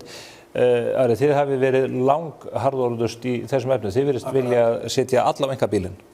Nei. Og nagla þetta. Nei, þetta er nú bara eitthvað alvörulaust sprell, þetta með eitthvað nagla. En mér finnst það heldur ekki vera nein meðmæli með samgöngusáttmálanum almennt eða borgarlínunni þó að þeir sem að sjá bara sína sængu uppbreyta við Suðurlandsbraut þar sem eru 2400 starfsmenn og velta sem er jafnast á við 6 álver þó þeir hafa ekki sérstakar áhyggjur af í bili því þeir fókusir auðvitað á sitt svæði af borgarlínunni annar staðar eða umferðarmannvirkjum í Hafnarfirði Þannig að ég bara segja það En já, við teljum að það sé hægt að bæta almenningssamgöngur með rafvagnakerfi sem að sé miklu ódýrara heldur en borgarlínan. Það er bara verið að hugsa að það er allt of dýrt og umfangsmikið kerfi og þetta að kalla þegar við erum að vitna í reynslumestu verkfræðinga landsins með áratuga reynslu sem er að vinna skýrslur eins og fyrir Rannsóknarstofnun samfélags- og efnahagsmál og samgöngur fyrir alla og enginn þeirra í miðflokknum sem ég viti til að segja bara, já þetta eru bara sérfræðingar miðflokksins og þá þurfum við ekkert að svara því efnislega þeim rökum sem þeir hafa sett fram. Það er bara partur af þessari orðræðu sem ég var að segja en líka, mér finnst þetta að vera dæmi rökþrot. Þetta er svo ómálefnalegt svar að fara í mannin en ekki í boltan og hvernig er að ræða hvað þeir hafa verið að segja. Hvað viljið þið gera? Við höfum bara sagt að það hægt, í dag eru sko forgangsakreinar hægra megin við umferð sem að gefa góða raun. Það var mjög góð ráðstefna hérna daginn fyrir nokkrum vikum sem að við vorum flestuð öll á, sem hét greiðum leið. Það sem var farið yfir hvað væri hægt að ná miklum árangri að greiða leið. Og þar var til dæmis sérfræðingur frá Eflu sem að fór í gegnum það hvað forgangsakreinar hefðu skilað miklum árangri. Og það talið að ef að þú lengir þessar forgangsakreinar eða bætir við, kannski talað 10 kílómetra af slíku, þá felur þessi mjög mikinn árangur. Það þetta að vera með snjalljósastýringu. Það eru aðrar framkvæmdir fyrirhugaðar sem munu bæta umferðarflæði og þá þetta fyrir strætó líka. Ef þú horfir vestur í bæ, til dæmis út Hringbraut, þá eru líka einhverju 10-15 staðir þar sem hægt að hugsa sér undirgöng eða göngubrýr sem greiða fyrir umferð. En viljið þið ekki ráðast í stórframkvæmdir eins og göng undir Miklubraut, Stokkvið, Sæbraut? Jú, Miklubrautagöng eru nú í hluta partur af þeim framkvæmdum sem við teljum ætti að flýta og því að það myndi náttúrulega greiða mjög fyrir vestur-austur traffíkinni og kemur betur í ljós hvað þyrfti að gera meira. En þetta við skulum ekki bara tala Suðurlandsbraut, þar allt í uppnámi, en það líka allt í uppnámi á Ártúnsstöðunum, miklu nær og þar hafa borgaryfirvöld heldur ekki haft miklar áhyggjur af því þó að eignir sé að rýrna í verði og eigendur þeirra geti ekki sinnt viðhaldi eða leiktar út af því að allt í óvissum hvort þeir að vera búin að bara hafa sitt hafurtask af lóðunum og eins og að þið voru að tala bensínstöðarlóðirnar, það þetta ekki mikið jafnræði í framgöngu borgaryfirvalda gagnvart mismunandi rekstraraðilum. Þannig að það náttúrulega algjört hneyksli hvernig við erum komið fram þar. En mér finnst bara líka sem borgari, þá hef ég áhyggjur af því hvað borgin hugsar lítið út í það að þetta partur af lífi og starfi okkar hérna í borginni, þessi umfangsmiklu umsvif. Það eru líka þúsundir af starfsfólki og viðskiptavinum sem tengjast þessum umsvifum og Ártúnshöfða. Og þegar það farið svona í að hleypa því uppnám sem partur af þéttingaprógrammi og borgarlínuprógrammi, hvert þessi fyrirtæki að fara? Hvar eiga borgarbúar að fá þessa þjónustu? Kaupa varahluti, skipta dekk, leigja vinnupalla og svo framvegis. Þá þetta alltaf fara út í Hafnarfjörð og eftir Malbikunarstöðinni. Þannig að það bara víða það sem bara alveg með ólíkindum hvernig gengið fram í þessum skipulagsmálum. Hildur, út frá skipulagsmálunum, þið eruð að boða stórtæk áform dreifingu byggðar út á Geldinganes, Kjalarnesið með landfyllingum í Vesturbænum. Kallar þetta ekki á algjöra endurskoðun og uppstokkun á þessum samgöngusáttmála sem að þið hafið þó lýst yfir stuðningi með? Já, þetta eru eiginlega tvær spurningar. Ég ætla að byrja að svara þér varðandi samgöngusáttmálann. Því það er nú ekki rétt að við höfum lýst stuðningi við hann og við höfum reyndar aldrei greitt honum atkvæði okkar. Ég ætla að byrja á að vera björtunótunum og segja að þegar samgöngusáttmálinn var upprunalega gerður þá fylgdu því ákveðni jákvæði þættir. Sveitarfélögin á höfuðborgarsvæðinu tóku sig saman í hagsmunagæslu gagnvart ríkinu breiða fjárfestingu í samgönguinnviðum hér á höfuðborgarsvæðinu. Hér hefur verið mikil innviðaskuld og löngu tímabært að fjárfesta.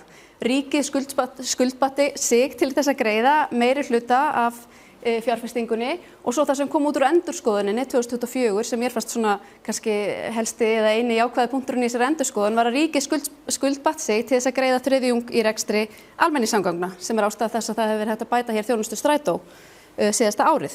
Ókostirnir aftur á móti þeir eru mýmargir og helsta ástæða þess að við höfum ekki greitt þessum sáttmála atkvæði okkar við sjálfstæðismenn í gegnum árin hér í Reykjavík fyrst og fremst óvissa með fjármögnunina. Það liggur fyrir, upprunalega þá var talað að hlutur ríkisins, þessi 87,5%, ætti að koma inn með annarkvort flýti- og umferðargjöldum eða öðrum leiðum.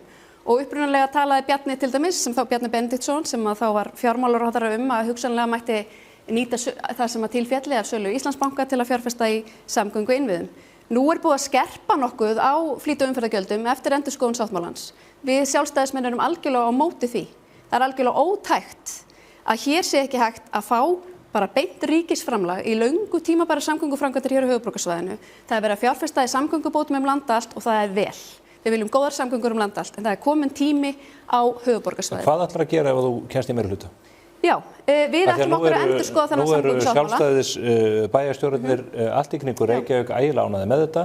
þeir tala gegn því að þetta verði tekið upp. Ætlar þú að hleypa þessu öll í uppnám? Það sem að við höfum talað líka að það var ekki nægilega vel samið fyrir hönd Reykjavíkur. Ég skil vel að til dæmis Ásdís sé bara hafa hlegið allavega í bankann þegar hún fekk hennan sáttmála í hendur. En það var ekki nægilega vel samið fyrir Reykjavík og öll áhersla var lögð á borgarlínu. Það var forgangsraðað í þágu borgarlínu hér í Reykjavík. Það var bara þannig og þú getur hlegið að þessu einar, en þetta alveg ljóst. Miklubrautagöngur eru til að mynda en mikilvægasta samgöngubótin sem við getum fengið hér á höfuðborgarsvæði, já í rauninni á höfuðborgarsvæði. Höfuðborgarbúar allstaðar að keyra Miklubrautina á degi hverjum til að komast inn í þunga miðju, atvinnu og menntunar hér á höfuðborgarsvæðinu. Þessi göng myndu flýta mjög og greiða mjög fyrir umferð en þau eru þarna aftast í sáttmálanum. Það sem við viljum gera að taka þau út úr sáttmálanum hreinlega. Við séum ekki að treysta á fjármögnun frá ríkinu, setja henni í einkaframkvæmd og flýta henni og gera það strax. Við viljum líka flýta Sprengisandsgatnamótunum. Þau eru reyndar á áætlun núna á næstu árum en við viljum tryggja að þau komist í gagnið fljótt og vel. Og við sjáum ástæðu líka til að flýta innleiðingu snjallra ljósastýringa. Við erum algjörlega ósammála því að hér eigi að fara að þrengja að umferð með tilkomu borgarlínu. Við styðjum að hér verði innleitt öflugt hraðvagnakerfi. Það þarf ekki alltaf að vera miðjusett og á mörgum stöðum það bara hreinlega mjög óskynsamlegt. Það má alls ekki þrengja að umferð og við munum aldrei sætta okkur við að það verði fjármagnað með veggjöldum. En þú spurðir mig líka dreifingu byggðar og ég þarf að fá að svara því. Við kynntum á dögunum framtíðarsýn okkar fyrir Reykjavík, borgina við Sundin og þar erum við að benda á þessi framtíðar uppbyggingasvæði sem að opnast á ekki síst með tilkomu Sundabrautar. Þetta mun hafa áhrif á almenningssamgöngur. Við erum líka og höfum lengi bent á ójafnvægi í borgarskipulagi hér í Reykjavík. Þar sem að öllum íbúum borgarinnar stemt í vesturátt og þar sem helstu vinnustaðir landsins í raun og veru eru flestir stærstu vinnustaðir, háskólarnir og spítalinn og allt hvaðina. Og svo er austurbyggðin svolítið köld á daginn, það eru fáir þar á daginn. Það er hægt að snúa þessu við með því að úthluta fleiri atvinnulóðum austarlega samhliða því að auka byggðina. Mér finnst mjög athyglisvert að því að Samfylkingin talar fyrir því að það er bara þétta byggð og það er bara að byggja vestarlega en í húsnæðisáætlun meirihlutans er ráðgert að byggja 16.000 íbúðir á næstu 10 árum hér í Reykjavík. 80% af uppbyggingasvæðinum sem þau benda á er í Austurborginni. Þar er landsvæðið okkar til að byggja. Auðvitað erum við að fara að byggja hér austarlega í borginni. Við þurfum bara að tryggja góðar samgöngutengingar og jafna borgarskipulagið þannig að það séu fleiri atvinnutækifæri hér austarlega í borginni og fleiri stóru og stöndug fyrirtæki geta risið og valið að starfa í Reykjavík. Einar, það hnussaði þér. Já, það eina sem vantaði í þessar ræður var bara að við ætlum að fá gott veður í Reykjavík strax. Já, hvernig væri það? Málið þetta er svo yfirborðskennd ræða.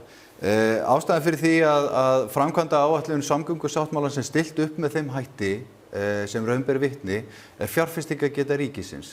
Fjármálaráðherranna í Sjálfstæðisflokknum eða forsætisráðherra sem að sögðu við okkur bæjarstjórana hér árið 2024.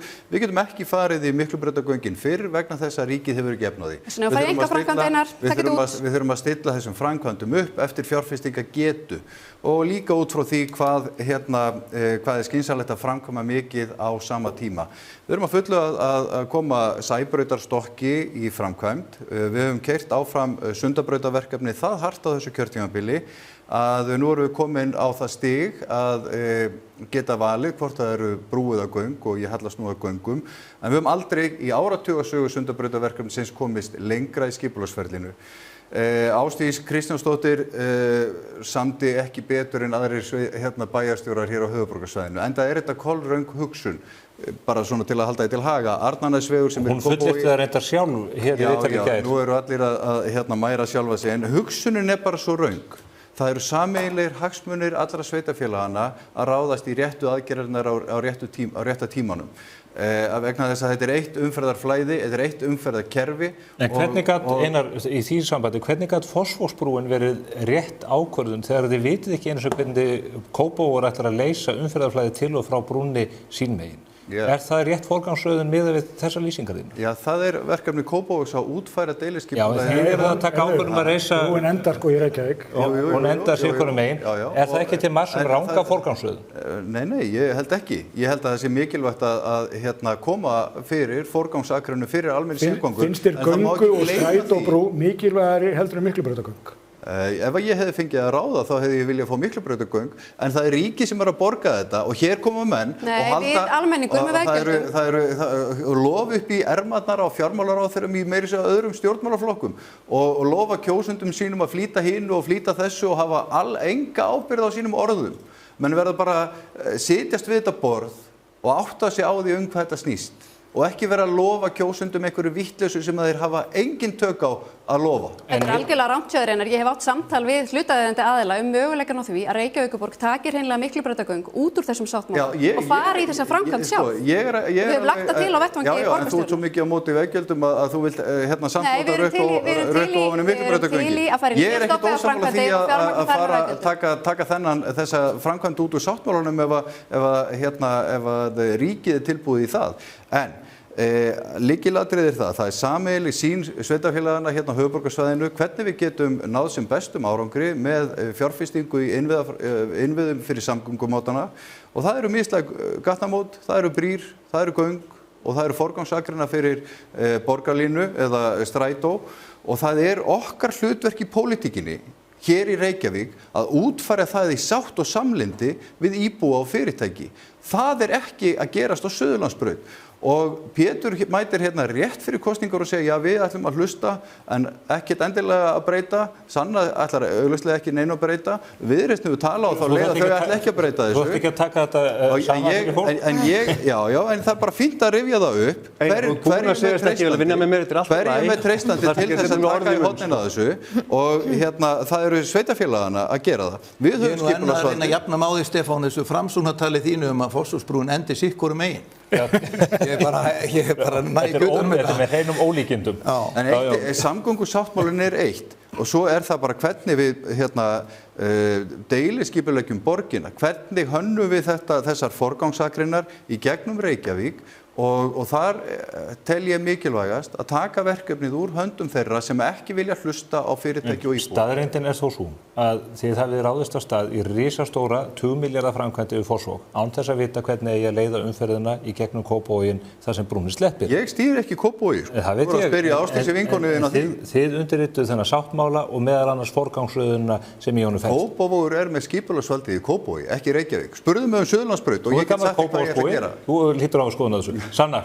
Margt þetta bregðast við, en ég vildi bara aðeins nefna ef að Miklubrautagöng að fara í einkaframkvæmd, þá væntanlega verður rukkað fyrir það, þannig að við erum væntanlega að reyna að forðast það að íbúar sé að greiða hærri gjöld fyrir samgönguinnviði ef að við trúum því að sameiginlegir sjóðir eigi að standa undir greiðslu þessara samgönguinnviða sem við svo sannarlega þurfum, þannig ég er svona hjá eftir þessu og mér fannst þetta aldrei óskýrt. Ég skal kannski fá að svara að þetta beinist það má ekki loka gömlu Miklubrautinni, það er bara nýgöng undir. Já, spurningi beinist vissulega mér og ég hef útskýrt þetta oft áður, ég fjölda annarra kappræðana sem við höfum hist í Sanna, að við sjálfstæðismenn við styðjum að jarðgöng séu sett í einkaframkvæmd og þau séu fjármögnuð með hóflegum veggjöldum. Þá þurfa íbúar alltaf að eiga annan kost, þau þurfa alltaf að geta valið aðra leið til að ferðast án þess að greiða fyrir það sérstakt gjald. Við erum eins og verið algjörlega á móti því að hér séu lögð á veggjöld á gamla stofnvegi eins og í Ártúnsbrekkuna eða Sæbrautuna eða annars staðar. En það er mikilvægt að bæta við að því hún nefnir veggjöld í Ártúnsbrekkunni að og það er þess sem ég legg svona mikla áherslu á þetta sem hagsmunamál Reykvíkinga að þær framkvæmdir sem förum í fyrir almenningssamgöngunar, þær séu ekki 100 milljörðum dýrari heldur að það þurfa að vera, því að lungaða þeirri tölu breytist í skattpíningu á borgarbúa og vegur þyngst hjá þeim sem að búa í eystri hverfum borgarinnar. Þið sjáu alveg hvað gerist ef við ætlum að fara að rífa samgöngusáttmálinu upp með rótum. Það verða tafir og bið og samningaviðræður í mörg ár. Mér finnst skipta að hann hafi gengið svo vel fram til þess.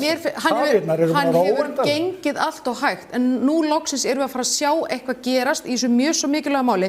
Þetta er mál fyrir næstu kynslóð Reykvíkinga. Þetta verður ein forsenda þess að fólk nenni að búa hérna í framtíðinni.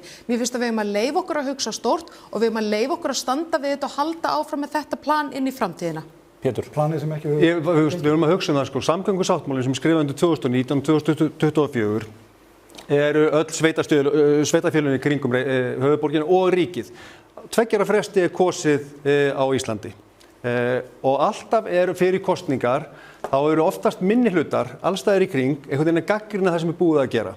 Og það eru meira segja mismunandi flokkar, gagnrýnandi í Hafnarfirði og gagnrýnandi í Kópavogi út um allt. Við verðum að standa í lappirnar. Þó að sko Aris hafi tilgangað einhverjum samgöngu verkfræðingum og sjálfstæðisflokkurinn líka, þá verðum við að treysta þessari vinnu sem hefur verið farið fram yfir langan tíma, farið af stað. Af hverju þurfum við að treysta henni? Ég meina heldur, ef við treysta frekar, einhverjum einstaka aðilum sem koma núna að þessu. Ég ætla að benda á það að áætlanir þeirra sérfræðinga sem þú ert að tala hafi ekki gengið eftir. Þessar áætlanir hafi ekki gengið eftir og ætlar þá að halda áfram að bera hausnum við steinin. Sko, allir aðilar sem koma að þessu á sínum tíma og endurskoða þetta milli 2019 og 2024, talaðum að hafi tafið þetta um 2 ár næstu í, eru sameiginlega að þessu verkefni. Þeir hafa verið að endurskoða þetta og skoða þetta í langa tíma. Það ekki eins og þetta komið nýtt upp. 2014 byrjaði að tala þennan sáttmála og það rosalegt að fá öll þessi sveitafélög að sameinast þennan sáttmála. Við fáum aldrei allt nákvæmlega eins og við viljum. En við verðum að gera þetta í sameiningu og það það sem að gera. En kostnaðaraukinn hefur þetta verið gríðarlegur. Það þetta búið að reikna út samt arðsemi þessa verkefnis í langs tíma. Við verðum að treysta því, það sko, ef við gerum ekki neitt. En við erum að borgarlínu trúpa, við þolir enga rökræði. Við þolum rökræði, við þolum það, sko, en við verðum að treysta, við getum ekki skipt hesti meiri á alltaf þegar fyrir kosningar. Ef hesturinn dauður, þá þarf það að skipta hest. Má ég benda á það? Allir voru á móti Hvalfjarðargöngunum þangað til daginn sem þau opnuðu og Danir hötuðu metrópælinguna í Kaupmannahöfn þangað til daginn sem þau opnuðu. Þetta bara eðli svona stórra framkvæmda. Þetta ekki gaman á framkvæmdatímanum en það skiptir máli að halda áfram. Þetta framtíðin. Svo eru líka til hlutir sem fólk elskar alveg þar til þið verða veruleika. En að því sögðu, ætlum að hverfa hér örstutt í auglýsingar og komum að vörmu spori.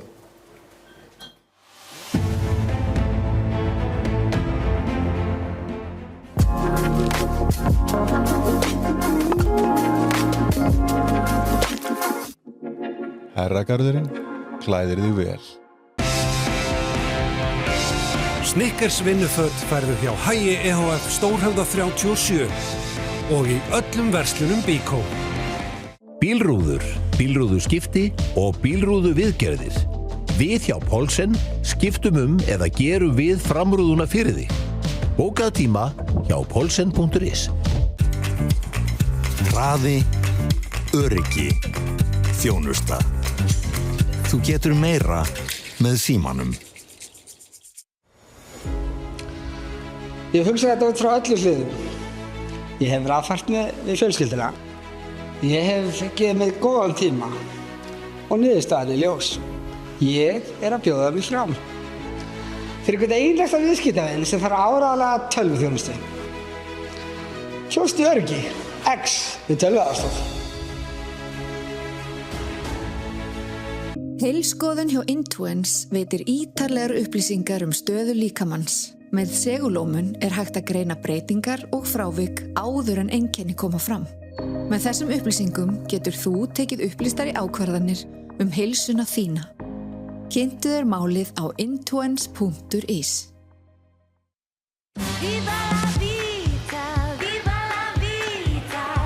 Peroni 0%. Alvöru ítalskt bragð. Unikonta öflugt bókhaldskerfi í skýinu. Örugg hildarlausn fyrir þitt fyrirtæki. Ertu enn í fortíðinni. Unikonta.is. Skaðabætur, miskabætur, sárabætur, sjúkrabætur, slysabætur, uslabætur, þjáningabætur. Bótaréttur.is 520 51 00.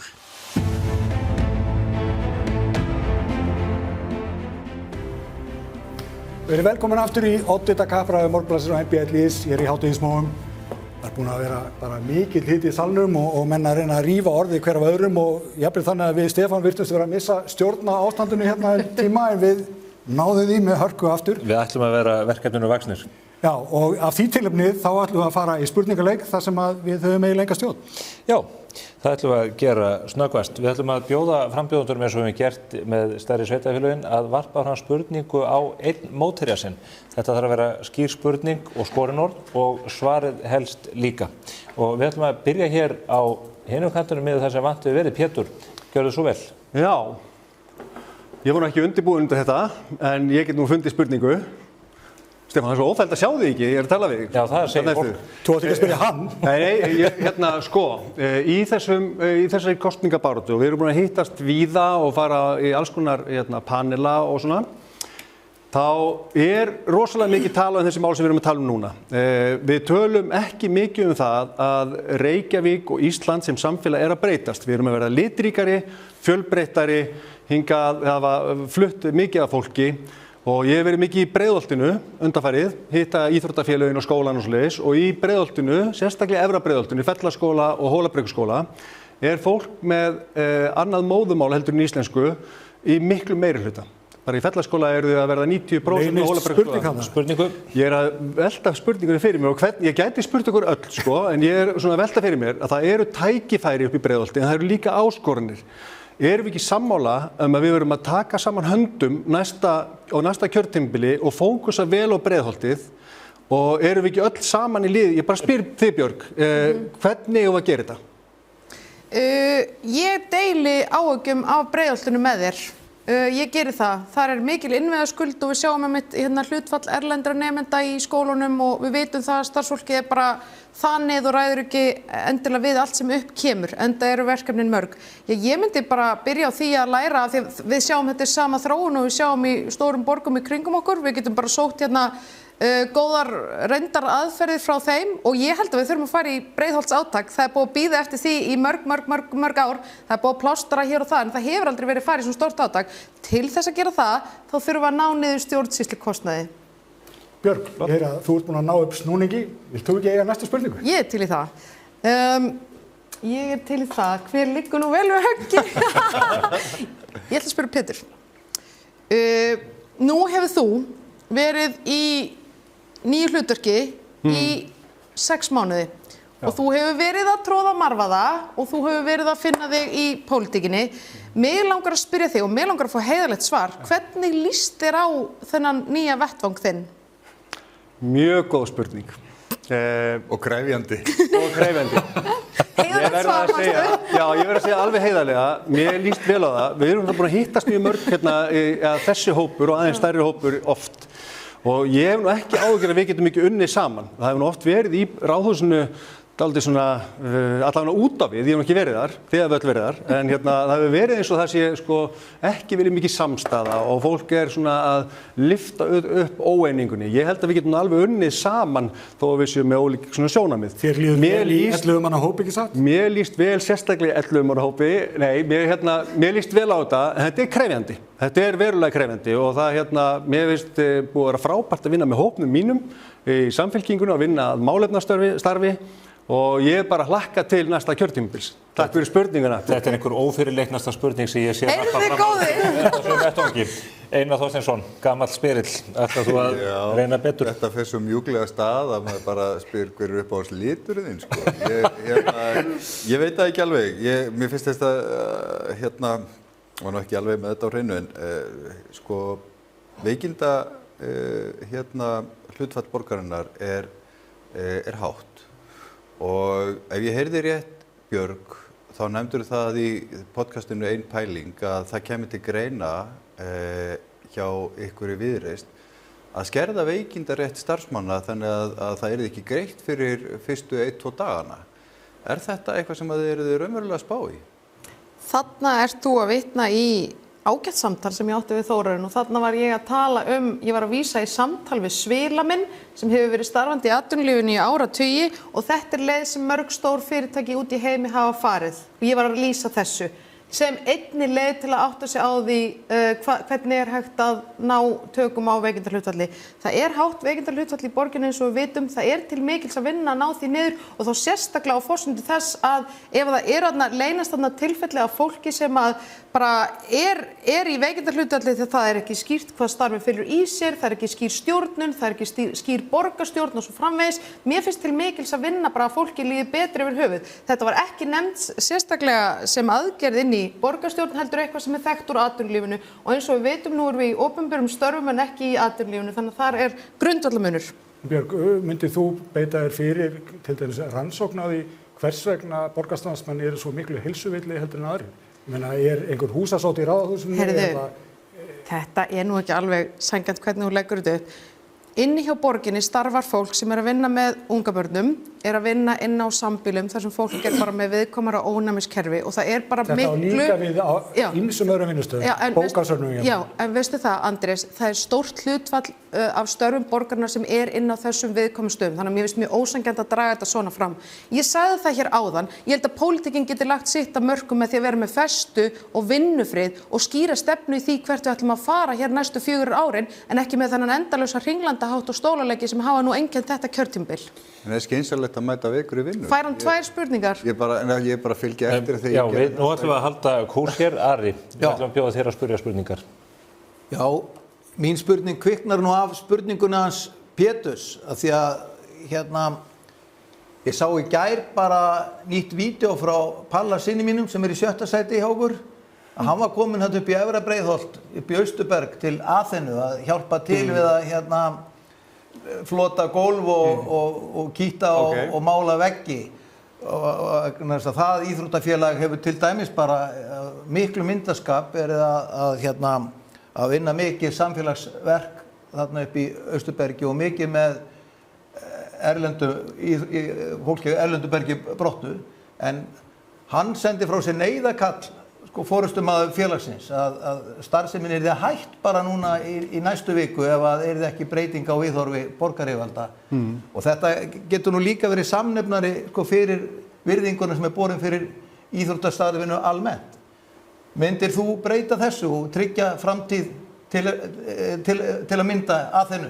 Tryggja framtíð Aþenu? Já. Sko, ég þekki Brynja persónulega og ég fór á æfingu hjá honum daginn og var síðan að sjá honum í blöðunum að þær voru að vinna Íslandsmeistaratitil, þessi stelpur, 10-11 ára. Og þetta eins og að sjá börn, fólk sem vinnur á Sameinuðu þjóðunum. Þetta voru allstaðar að og dásamlegt starf sem hann er að vinna. Hann grjótharður, hann ekki allra. Brynjar sérstöku náungi. Frumkvöðlar þurfa að vera. Já, en hann að vinna starf, ég ekki fara beint inn í það hvað hann að gera, en það stórkostið starf sem hann að vinna þarna með fólk af erlendu bergi brotið. Hann hefur stríði við Skúla Helgason sem Ég veit það, bæði hann og embættismannakerfið. Þetta hefur verið aðeins flókið, hann með húsnæði núna, hann hefur viljað fá út kjallara, ég veit ekki nákvæmlega hvar ágreiningurinn þarna ertu. Ég veit ekki nákvæmlega hvar ágreiningurinn en ég held við myndum þurfa að styðja við þetta verkefni mjög kröftulega. Sanna, áttu þú spurningu? Já, ég myndi vilja spyrja Ara. Nú hef ég og fleiri, við höfum skynjað málflutning forystu Miðflokksins í garð þeirra sem eru með einhvern erlendan uppruna eða eru innflytjendur á þann veg að það sé verið að leitast við að gera fólk af erlendum uppruna tortryggilegt, að það sé einhver ástæða til að óttast fólk sem er ekki fætt hér og kemur erlendis frá og ég hef skynjað og við fleiri í vinstrinu skynjað málflutningin eins og jafnvel að sé verið að leitast við að draga upp mynd af því að fólk með erlenda bakgrunn sé eitthvað baggi á samfélaginu. Þannig ég myndi vilja spyrja þig, ert þú ósammála einhverju í forystu Miðflokksins? Nei, en ég þeirra skoðunar bara eins og hefur komið fram bæði bara í þættunum áðanum að ég vil hlusta á það sem Miðflokkurinn segir en ekki einmitt svona mynd sem máluð upp og skynjuð. Það eru þetta raunverulegar áskoranir í rekstri Reykjavíkurborgar eins og annarra sveitarfélaga vegna þeirra lausataka sem hafa verið í innflytjendamálum og varðandi bara þessu opnu landamæri sem við höfum haft. Það ekki hægt að neita því. Það kom nú bara fram nýlega að 2/3 af þeim einstaklingum sem að þiggja fjárhagsaðstoð frá borginni eru útlendingar og staðan bara til eins og í skólakerfinu bara orðin þannig að það mjög erfitt að kenna í bekk þar sem að fólk á mismunandi miklum hraða varðandi námsgetu og eru 5, 6, 7 tungumáli í bekknum, það kennt á íslensku, sumir skilja ekki íslensku. Þetta hlýtur að vera eina af ástæðunum fyrir því að okkar dýri grunnskóli til dæmis, samkvæmt öllum mælingum árangurinn alltaf að verða verri og verri og fólk farið að hafa miklar áhyggjur af því að börnin okkar verði ekki samkeppnishæf þegar þau komi út úr skólanum og við verðum auðvitað einmitt bara eins og mörgunum mál, við megum ekki gleyma okkur í einhverju múgsefjun og rétthugsun. Það verður að vera að ræða hvað getum við gert í þessu og eitt af því auðvitað að við getum ekki tekið við endalaust af fólki, það vita það allir. Það ekki samrýmanlegt að vera það land sem með fyrsta sæti, öðru eða þriðja í lífskjörum í heiminum, 400.000 manna þjóð og svo bara hér geti allir komið og deilt í með okkur. Það mun ekki ganga upp. Þá förum við niður á miklu lægri level og fólkið hérna í landinu hefur ekkert verið spurt það. Þannig að ég segi nú varðandi þetta, hvor verri? Sá sem að vill vera raunsær, taka við fólki hérna sem kemur til Íslands, langar að vera á Íslandi og aðlega sig Íslandi og í þeim bara við tökum við fólki í þeim mæli sem við ráðum við að vinna úr, eða sá sem lofar öllu fögru en allt kemur bara í óefni og getur ekki staðið við neitt. Þannig að ég segi það við þurfum bara að vera raunsæ og haga þessu málum þannig að við tökum á móti eins mörgum eins og við ráðum við. Hildur, þú ert síðust. Þú hlýtur að vera með spurningu til þess að enda allar spurningar. Ég ætla að spyrja Sönnu. Af því að Sanna og hennar flokkur talar mikið að byggja hérna meira félagslegt húsnæði og jafnvel bara hver sá sem að það vill eiga að fá að búa hér í félagslegu húsnæði. Og mér ekki, þetta sympatískur málstaður að tala fyrir þeim sem að minnst mega sín og hjarta mitt slær líka fyrir okkar minnstu bræður. En mér finnst stundum ykkar lausnir mjög óraunhæfar og þið vera að boða lausnir til fólk sem stendur illa sem aldrei hægt að standa við og mér finnst það ekki fallegt. Á dögunum talaðir þú að ein leið til þess að byggja hér meira félagslegt húsnæði væri að auka skuldsetningu hjá félagsbústöðum. Þú talaðir að það væri aukið veðrými í eignasafni félagsbústaða og það mætti auka veðsetningarhlutfallið upp í 70% og barsta saman við fasteignafélög á markaði. Nú fasteignafélög á markaði geta verið með 70% veðsetningarhlutfall í svona eignasafni vegna þess að þau rukka markaðsleigu. Ertu þá að boða að leigjendur félagsbústaða muni hér þurfa að borga markaðsleigu eða hvernig ætlar að standa undir þessu og útsvar á fjármagnstekjur ekki svar því sveitarfélög hafa ekkert það að segja? Ég alls ekki að boða hækkun á leigu hjá leigjendum félagsbústaða, hef alltaf talað gegn því, verið á móti þannig tillögu sem að kom inn á borð velferðarráðs og þeir að vara með tilkynnt sem smávægileg hækkun 1,5%, ég sagði skýrt nei. Ég nefndi þetta sem eina leið, sem eina lausn sem væri hægt að skoða að taka í rauninni lán út á sterka eiginfjárstöðu og þar var ég ekkert endilega að segja að það yrði að vera upp í eitthvað ákveðið prósent, heldur að hugsa í lausnum og leggja fram lausn sem að væri þess verðug að skoða. Og það alveg ljóst að við sjáum í rauninni þetta félagslega með allt öðruvísi hætti að meðan ég heyri oft í þínu málflutningi að það sé einhvern veginn mikilvægt að fólk festist ekki þar að þá sem vinstri manneskja lít ég meira á það að við erum hér í samfélagi og eigum allir rétt á ákveðnum svona grunnþáttum til að lífið sé gott þannig ég veit að við lítum ekki eins augum á þetta félagslega kerfi og ég samt það sem við getum verið sammála að þegar ekki brugðist nægilega vel við að þá eykur það að öllum líkindum útgjöld borgarinnar til þess að einmitt greiða fyrir kostnað sem hlýst af því þegar fólk elst upp við mjög ótryggar aðstæður.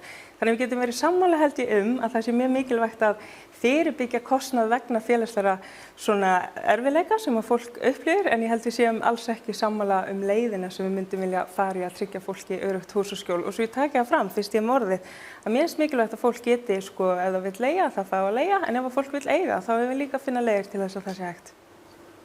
Þá ætlum við að taka fyrir eiginlega loka efni þessa þáttar áður við förum í loka áverk frá ykkur 6. Það eru skólamálin sem að hafa reyndar komið upp hér í samtali okkar vítt og breytt. Það eru vandamál í leikskólakerfinu í Reykjavík, allar tölur staðfesta það og sérstaklega í samanburði við mörg önnur stór sveitarfélög en það eru líka grunnskólarnir. Hér var minnst á versnandi útkomur í PISA. Reykjavíkurborg hefur reyndar staðið í vegi fyrir því að við fáum heildstæða mynd af því hvað að gerast innan veggja skólakerfisins og þetta ætlum við að nýta eða síðustu mínúturnar til að ræða þessi mál og mér langar til að beina spjótum að þér Björg í þessum efnum fyrst. Í allt og langan tíma hefur manni þótt yfirvöld horfa einhvern veginn máttlaus á þessa þróun. Hvað getið þið gert sem forsvarsmenn þessara skólastiga til þess að snúa þessu við og þá hljóta kjósendur eiga rétt á afgerandi svörum afgerandi aðgerðir? Ég get alveg tekið undir það. Mér finnst að Reykjavík eigi að vera leiðandi í skólum á landinu. Það ekki svo í dag og það þú veist, leikskólamálin reka mig inn í pólitík. Ég ætla ekki að rekja það sögu, ég er búin að rekja hana víðar. Það sem við getum gert að setja peninga og forgangsraða skólamálunum ofar.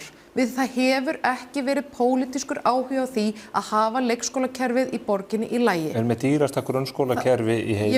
Ég var núna að tala leikskólana. Þannig að svarið augljóslega ekki fjármunir?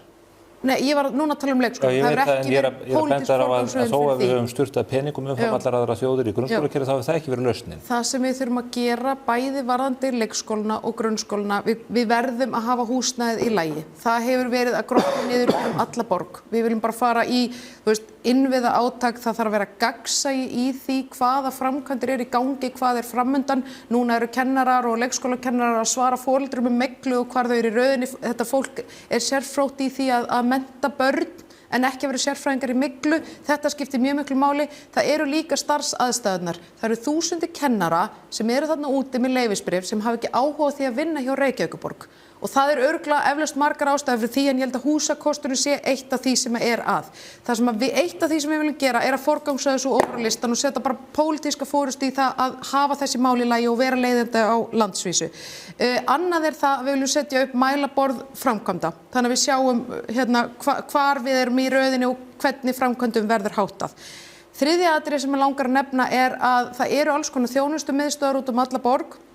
Við höfum lagt það til sem eina lausn að taka fólk að setja bara meiri þjónustu og stoðþjónustu inn á gólfið í skólanum. Og þannig erum við að tala námsráðgjafa, sálfræðinga og þá sem koma við og styrkja umgjörðina inn í skólanum sjálfum. Draga úr miðstýringu. Já, og bara meiri aðstöðun á gólfið. Við vorum að tala um Breiðholti áðan, það alveg augljóst að það vantar fleiri hendur og fleiri bara hendur á dekki þarna niður á gólfinu. Ertu það með hugmyndafræði Ásmundur Einar Daðasonar að færa félagslega þjónustu meira inn í menntakerfið? Ég nefndi þarna sérstaklega sálfræðingana og námsráðgjafana.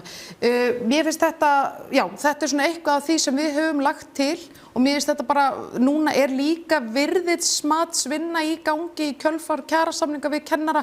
Við myndum gjarnan vilja hafa augun mjög á þeirri vinnu, þá að koma útúrnu núna í október. Þar koma tillögur að því að bæta frekar aðstæður kennara inn í skólanum. Og ég held að við verðum bara að gera það áfram af því að við sjáum það að starfsfólk að flýja í önnur sveitarfélög. Sanna Magdalena, hvað viljið þið gera til að bæta þetta ótæka ástand? Það þarf náttúrulega að styðja við kennara og tryggja að kennarar hafi allt það sem þau þurfa til þess að bjóða upp á góða kennslu og gera það sem þeir eru góð. Það allir samanlega þurfa að styðja kennarana, hvernig ætlið þið að gera það? Einmitt, það mjög margt í þessu. Það hefur til dæmis verið talað börn með annað móðurmál að þurfa að tryggja fleiri ísat-kennara í ísat-kennslu. Það hefur líka verið talað að við þurfum einhvern veginn að draga úr þessu enska málumhverfi sem að börn búa í dag, því að þegar þú ert með annað móðurmál en íslensku og kemur síðan inn í íslensk málumhverfi, þá þarf heilinn sem ungur aldi að fá tækifæri til þess að læra þá nýja tungumál. Það mjög erfitt þegar enskan einhvern veginn alltumlíkjandi líka og þú ert einhvern veginn að reyna að skilja þessi 3 tungumál. Þannig ég veit þetta hljómar dálítið spesifískt, en því við erum að tala lausnir þá verður bara að ávarpa þetta í þessu samhengi, að því við verðum að gefa börnum það tækifæri að vera þá með þetta sterka tungumál sem þarf til að læra síðan fleiri tungumál. Hvernig er þetta gert? Það þarf eins og ég sagði að fjölga ísat-kennslu og það þetta bara Hvernig dregur enskun ætlar að banna Netflix eða hvað? Nei, ég bara nefna þetta eitthvað sem við þurfum að vera meðvituð að við þurfum að taka til okkar sem hvatningu þar sem það við á og þar sem það hægt að draga úr enskunotkun. Svo þetta bara starfsaðstæður og eins og hefur verið talað að tryggja viðhald bygginga sé gott og það hefur líka verið talað eins og í grunnskólum hvort það sé ekki þörf á færri og minni í rauninni hópastærðum, minni bekkjum til þess að kennarinn geti einbeitt sér að þörfum hvers nemanda betur fyrir sig og kennarar þurfa að fá rými og svigrúm til þess að gera það sem þeir eru bestir í. Það sé ekki vera hlaða á kennara fullt af störfum sem ekki beint þeirra að vera að sinna og þau fá bara einbeita sér að því að vera kennarar.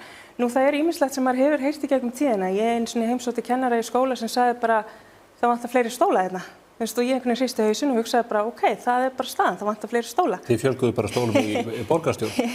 Já, heldur betur, þannig ætti að vera hægt að fjölga þeim í grunnskólanum.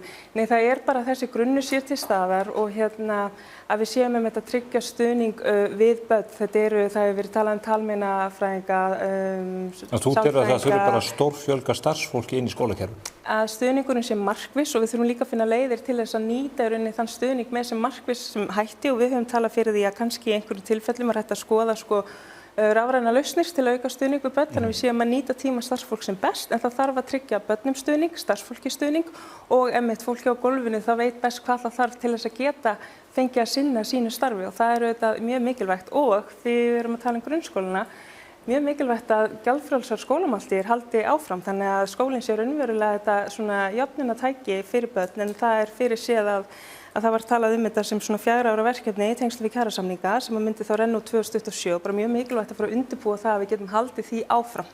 Einar, hvernig lítur þú þetta sjálfur? Já. Batna einhvernirnar við gjaldfrjálsar skólamáltíðir? Nei, en það eru kannski færri svangir. Ég held að þú komst aðeins inn á þetta áðan sko, að staðan í kennslustofunni er orðin dálítið flókin. Og við sjáum það að það er líka búið að breyta samfélagsgerðin í Reykjavík á bara 10-15 árum. Hér eru skólar eins og í mínu hverfi upp í Breiðholti sem eru með 90% barna af erlendum uppruna, 2 með 60%. Við erum meðvituð þetta, við erum margbúin að fara í gegnum þetta. Hvað viljið þið gera til þess að bæta stöðuna og snúa þessari öfuþróun við? Já, ég var akkurat að koma að því. Til þess að glíma við þessa stöðu, þar sem við erum með börn sem tala hvorki íslensku né ensku inn í bekkjónum, þá viljum við koma á fót sérstökum móttökudeildum fyrir þessa krakka, þannig að þau sé ekki bara sett beint inn í bekkjun og skilja ekki neitt. Með tilheyrandi álagi fyrir kennara og svo stuðningin inn í bekkin að það verði sett á fót móttökudeildir fyrir þessi börn þar sem að í öllum þeim skólum það sem þarf, að því í dag er þetta þannig að þeir þurfa að fara á 4 staði í borginni til þess að læra íslensku, fara með strætó á miðjum degi. Þetta er ekki góð þjónusta.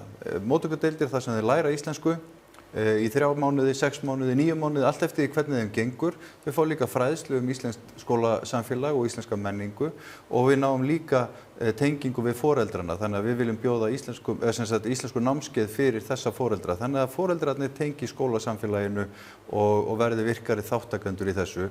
Þetta er eitt, þetta er skóli með ákveðinni aðgreiningu og við þurfum að vera hörug til þess að segja það. Að því að þetta, en við viljum hafa þetta inn í sama skóla en ekki að senda börnin á milli borgarhluta. Við viljum að þá geta þau farið út að leika á kynstínum tilvonandi bekkjarfélögum og skólasamfélaginu. Þetta er svona mjúk lending inn í skólakerfið. Ég held að þetta myndi gerbreyta stöðunni.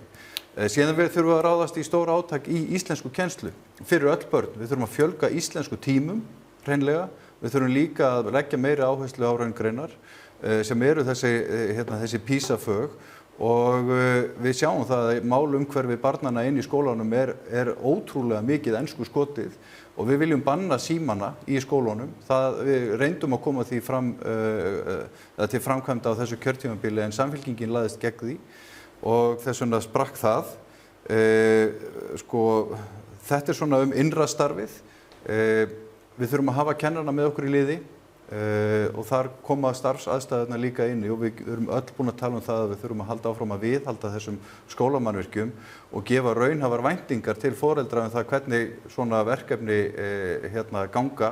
Hætta að fara í ruglverkefni eins og Brákarborg, þar sem að fólk ætlar að leysa loftslagsvandann í heiminum með því að kaupa ónýtt hús og byggja leikskóla með lágu kolefnisfótspori. Þessi flokkar hafa líka gert þetta varðandi búsetukjarna við fyrir fatlað fólk. Þetta eru viðkvæmustu hóparnir okkar, fatlað fólk og börn og Samfylkingin og Píratar og Viðreisn. Nú ertu komin út víðan völl. Já, ég bara segja að þetta er sóun í kerfinu. Það hefði verið hægt að byggja 4 leikskóla fyrir eina Brákarborg en fólk leikur sér með annar manna peninga og þjónustan býður. Ari, hvað viljið þið gera í skólakerfinu þar sem þessar PISA-kannanir vitna eiginlega ömurlega stöðu? Já, ég held að við séum á rangri leið með þessa hugmyndafræði og svolítið sammála þeir sem Einar var að fara yfir. Við höfum einmitt lagt til að það þurfa að vera móttökudeildir og búa fólk undir eða börnin, nemana, undir að koma inn í bekki.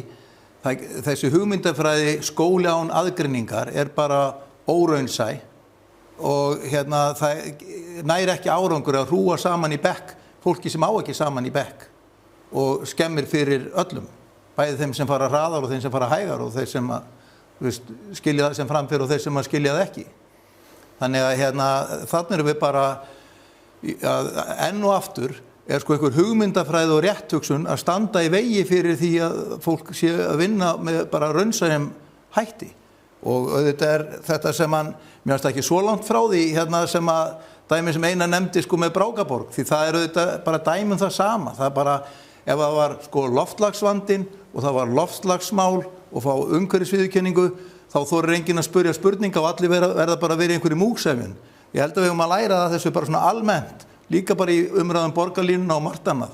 Við höfum að forðast múgsefjun og við höfum að spyrja hérna spurninga og svara röksemdunum. Þannig en þetta lykilatriði held ég að þessi nálgun, skóli án aðgreiningar, hún hefur beðið skipbrot. Hildur. Já, við höfum verulegar áhyggjur af stöðu grunnskólans og við viljum sjá miklu meiri metnað í skólastarfi hér á landi og auðvitað á Reykjavíkurborg að vera í forystu. Við viljum vinna miklu meira með gögnamælingar og setja okkur kröfur að ná árangri. Við viljum að það séu innleiddar samræmdar mælingar í öllum árgöngum grunnskólans og samræmt lokapróf úr 10. bekk. Við viljum að þegar barn þreytir próf að þá sé einkunnin í tölustöfum. Og það auðvitað, jú, við getum svo sem innleitt það í skólakerfið í Reykjavík að þegar barn fyrir próf, þá sé einhvern inn í skólastöfum en áfram námsmatið með þeim hætti sem við þekkjum, gulur, rauður, grænn og blár og eitthvað tákn og svolítið svona óskiljanlegt mat sem hvorki nemandinn né foreldrið skilur nægilega vel. Og við þurfum að skilja þegar barnið okkar er að ná árangri eða ekki, svo við getum gripið inn í. Því við foreldrar höfum auðvitað hlutverki að gegna líka. Við höfum líka talað fyrir móttökudeildum í grunnskólum og kynntum þar áherslur fyrst í þingkosningum 2024 held ég og það ætlaði allt koll að keyra í samfélaginu þegar þessar hugmyndir voru fyrst kynntar. En það eru svona fleiri komnir á vagninn og þetta er auðvitað leið til þess að tryggja svona mýkri lendingu fyrir börn sem flytja hingað til lands og eru ekki með móðurmálið og þekkja ekki íslenskt samfélag og börn komið auðvitað hingað úr gjör ólíkum aðstæðum. Sum geta komið með bara miklu betri menntun heldur en íslensk börn, betri í starffræði og náttúruvísindum eða eitthvað slíkt og þurfa bara að læra tungumálið, en önnur koma kannski úr umhverju þar sem þau hafa aldrei verið í skóla og þurfa meiri stuðning. Við sjáum líka að OECD skilaði skýrslu síðasta sumar þar sem meðal annars var fjallað íslenskt skólakerfi og þar var talað að Ísland væri það land innan OECD sem stendur lakast hvað varðar börn af erlendum uppruna, að munurinn á börnum af innlendum uppruna og erlendum uppruna er mestur hér á landi. Samt gengur þessum innlendu ekkert sérstaklega? Nei, það gengur ekkert sérstaklega en það er samt mestur munur á þessum hópum. Og það bendir til þess að börn sem flytja hingað til lands af erlendum uppruna, þau eru ólíklegri til að sækja sér æðri menntun, geta fótað sig á vinnumarkaði og sótt sér tækifæri og orðið fullgildir meðlimir í samfélaginu sem við sannarlega viljum að þau séu. Við höfum líka verið talsmenn þess að fara í símafrí í grunnskólunum og höfum áhyggjur af áhrifum snjalltækjana á svona líðan og námsárangur barna en að því að við erum talsmenn mælinga að þá viljum við fara fyrst í 2 ára tilraunaverkefni og mæla árangurinn, mæla hvort þetta hafi áhrif á námsárangur barna og líðan þeirra. Við viljum líka fara í læsisátak, læsistölur og læsismælingar koma ekki nægilega vel út og lesturinn og lesskilningurinn eru auðvitað algjör grundvallarfærni. Þannig að við erum, og ég hef sagt þetta áður og einhvern tímann í viðtali hjá þér Andrés, að við erum auðvitað ótrúlega þjóð og við stöndum í fremstu röð og alveg ótal mörgum sviðum, en við höfum aldrei sýnt metnað fyrir menntakerfin okkar. Og ég vil að við setjum okkur bara það markmið, bara 2050 eða veljum okkur eitthvað ártal, þá ætlum við bara að vera komin hérna með skólakerfi í röð 10 fremstu í Evrópu. Við getum hæglega náð þessum árangur, við erum lítið samfélag, en við þurfum bara að sýna metnað og kraft og halda á stað og byrja strax. En þar næsti borgarstjóri, hvort sem það hefur nú þú eða Pétur eða einhver annar og kannski fleiri bæjarstjórar í kring að setjast niður með menntamálaráðherra og fara yfir þetta vegna þess að náttúrulega við erum með námskrána eins og hún er, manni heyrist að menntamálaráðherra, hún sem til í að breyta ýmsu, en getur það beðið lengur vegna þess að menntun hefur verið að raka í grunnskólanum hérna í meira en aldarfjórðung. Það getur ekki beðið lengur og fá ég til þess umboð þá mun ég þetta bara kalla saman hóp bæjarstjóra hér á höfuðborgarsvæðinu og víðar landið og fara að eiga þetta samtal við ríkisstjórnina og við ráðherra það hvernig við getum farið í sókn í skólamálum hér á landi því að við eigum bara að gera kröfu árangur. Íslenskt samfélag setur svona gróft talið 200 milljarða á ári hverju í grunnskólakerfið og við eigum bara að gera kröfu árangur. Pétur. Ég er hrifinn af því, við eigum að gera kröfur í öllu og við höfum að hafa metnað að skólakerfið okkar sé gott. Mér finnst aðeins svona sérstakt að heyra að við þurfum að setja móttökustaði fyrir fólk að erlendum uppruna og bera þetta saman við aðra þjóðir sem eru kannski með allt öðru það er mikil meiri reynsla af þessu. Þetta er aðeins nýtt fyrir okkur. Við var með dóttur mína í 6-7 ára í skóla í Boston og þá fer hún bara inn í venjulegan bekk og lærir að kynnast krökkunum en alltaf fenginn fara í sérstofu þar sem krakkar voru að læra ensku sérstaklega. Við verum að fá þess að krakka með okkur í lið og við verum að taka vel á móti þeim. Gott og vel, en ég hef sömu áhyggjur af þig að þessu menntakerfi okkar. En mér finnst samt sem áður, við erum búin að tala börnin dálítið mikið niður. Ég er búin að vera að heimsækja skólann undanfarið. Mér finnst þessi krakkar geggjaðir. Þau kunna ensku sem við kunnum ekki voru lítil. Þau eru betri á tölvur og það er svo margt annað. En við höfum verið að versna í PISA-könnunum, kannski ekki frá háum stalli fyrir, en það eru hin löndin líka í Skandinavíu. Ég veit ekki hvort við séum að blása þetta of mikið upp, en við þurfum að hafa metnað og við í Samfylkingunni ætlum að setja sérstakt fjármagn inn í skólana til þess að auka að fagfólk sé á jörðinni, á gólfinu. Þannig að við höfum aðgang að sálfræðingum og félagsráðgjöfum sem þekkja börnin bara við nafni. Þau að vera þarna. Þannig að við munum leggja áherslu á það og auki fjármagn í íslenskukennslu. Jæja. Nú dagur náttúrulega þreyttir komið að það ekki. Ég var að senda þau beint á kjörstað. Já, líkur við. Nei, það fer að styttast í þessu hér.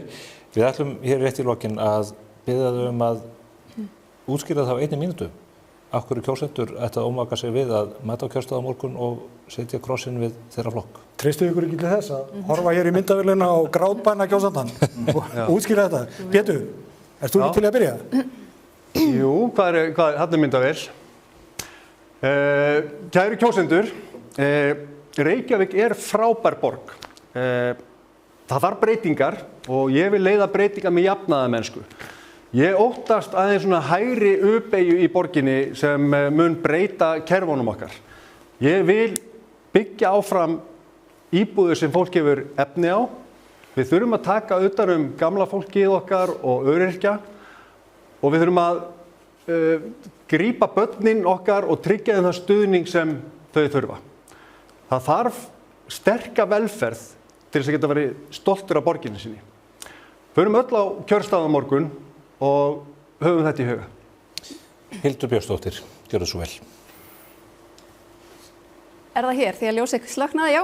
Kæru Reykvíkingar. Á morgun göngum við að kjörkössunum og getum valið hvort við kjósum óbreytt ástand eða breytingar undir forystu Sjálfstæðisflokksins. Reykjavík eru þetta ótrúleg borg. Smábær og stórborg og tækifærin drjúpa hér af hverju strái. En íbúarnir og hversdagurinn hafa svolítið gleymst og eldhugarnir sem vilja sækja fram og skapa hér verðmæti. Og ef við gerum betur, þá getum við skapað hér bestu borg í heimi. Ekki láta þitt eftir liggja, kjósum breytingar og hefjum saman næsta blómaskeið í sögu borgarinnar undir forystu Sjálfstæðisflokks. Ari? Já, ég finn og sé í könnunum að fólk er að gera sig grein fyrir því að Miðflokkurinn er forsenda fyrir því að hér verði borgaralegur meirihluti og er þannig nauðsynleg forsenda fyrir því að þær breytingar nái fram að ganga sem að borgarbúar hafa beðið eftir í mörg ár.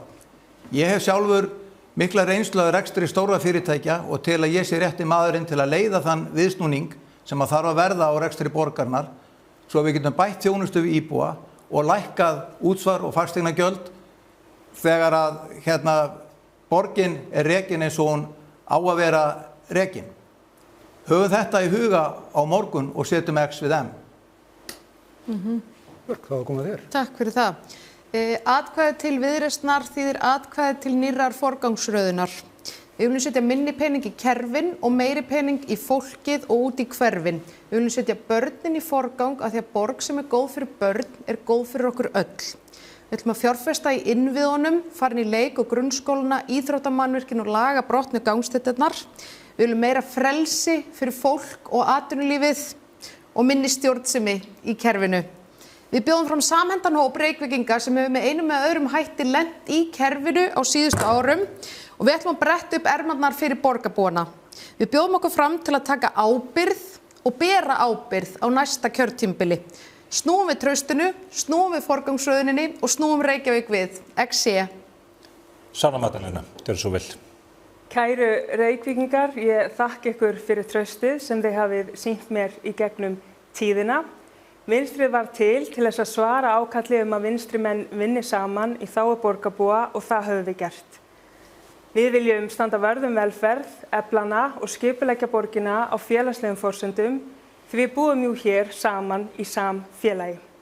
Vinstrið býður fram reynslu, við bjóðum fram fyrir þig, fyrir Reykjavík og fyrir okkur öll. Endilega vertu með og settu X við A. Þá komið að þér, Einar Þorsteinsson. Takk fyrir. Kæru kjósendur, það eru spennandi tímar í Reykjavík. Þið hafið tækifæri til þess að kjósa framtíðina og við í Framsókn erum reynslunni ríkari eftir þetta kjörtímabil sem að lokum komið. Þess vegna tölum við mjög skýrt fyrir þessar kosningar. Við teljum að það þurfa að mynda bandalag flokka breytinga frá miðju til hægri. Bandalag sem hugrægt til þess að ráðast í kerfisbreytingar, bandalag sem umburðarlynt gagnvart öllum Reykvíkingum og við teljum að það sé ekki hægt að ná slíku bandalagi með Samfylkingunni. Við ætlum að gefa henni frí og það ekkert persónulegt. Ykkar valið, Framsókn lykilspilið í því að það verði hægt að telja upp í 12 borgarfulltrúa og mynda meirihluta breytingar. Já, hérna. Þar með því lokið. Ég held að við séum hérna reka smiðishaukið á þessa kosningabaráttu. Hún hefur verið löng og ströng. Umfjöllunin farið vítt og breytt og það var ánægilegt að hitta allan þennan gríðarlega fjölda fólk sem að bjóða sig fram vítt og breytt landið. Hvað fórstu í mörg sveitafélög? 30 og eitthvað? Þetta ég endaði 37 sveitafélögum allavega. Hefði viljað taka fleiri. Ótrúlegt magna fólki sem við hittum. Það hægt að horfa á það allt saman á mbl.is fyrir ykkar eigið sveitafélag eða nágranna sveitafélögin og eða bara hitt vegna þess að þetta allt frábært skemmtiefni og gott fólk sem að þarna kemur saman. En á morgun kjördagur. Þá þurfum við hvert og eitt að fara í kjörklefann og ákveða hvaða fólk við viljum fá til þess að sjá málin í okkar heimabyggð. Hér fólk sem vil taka að sér fyrir Reykvíkinga. Ég þakka ykkur öllum kærlega fyrir komuna. Og gangi ykkur vel. Gangi vel.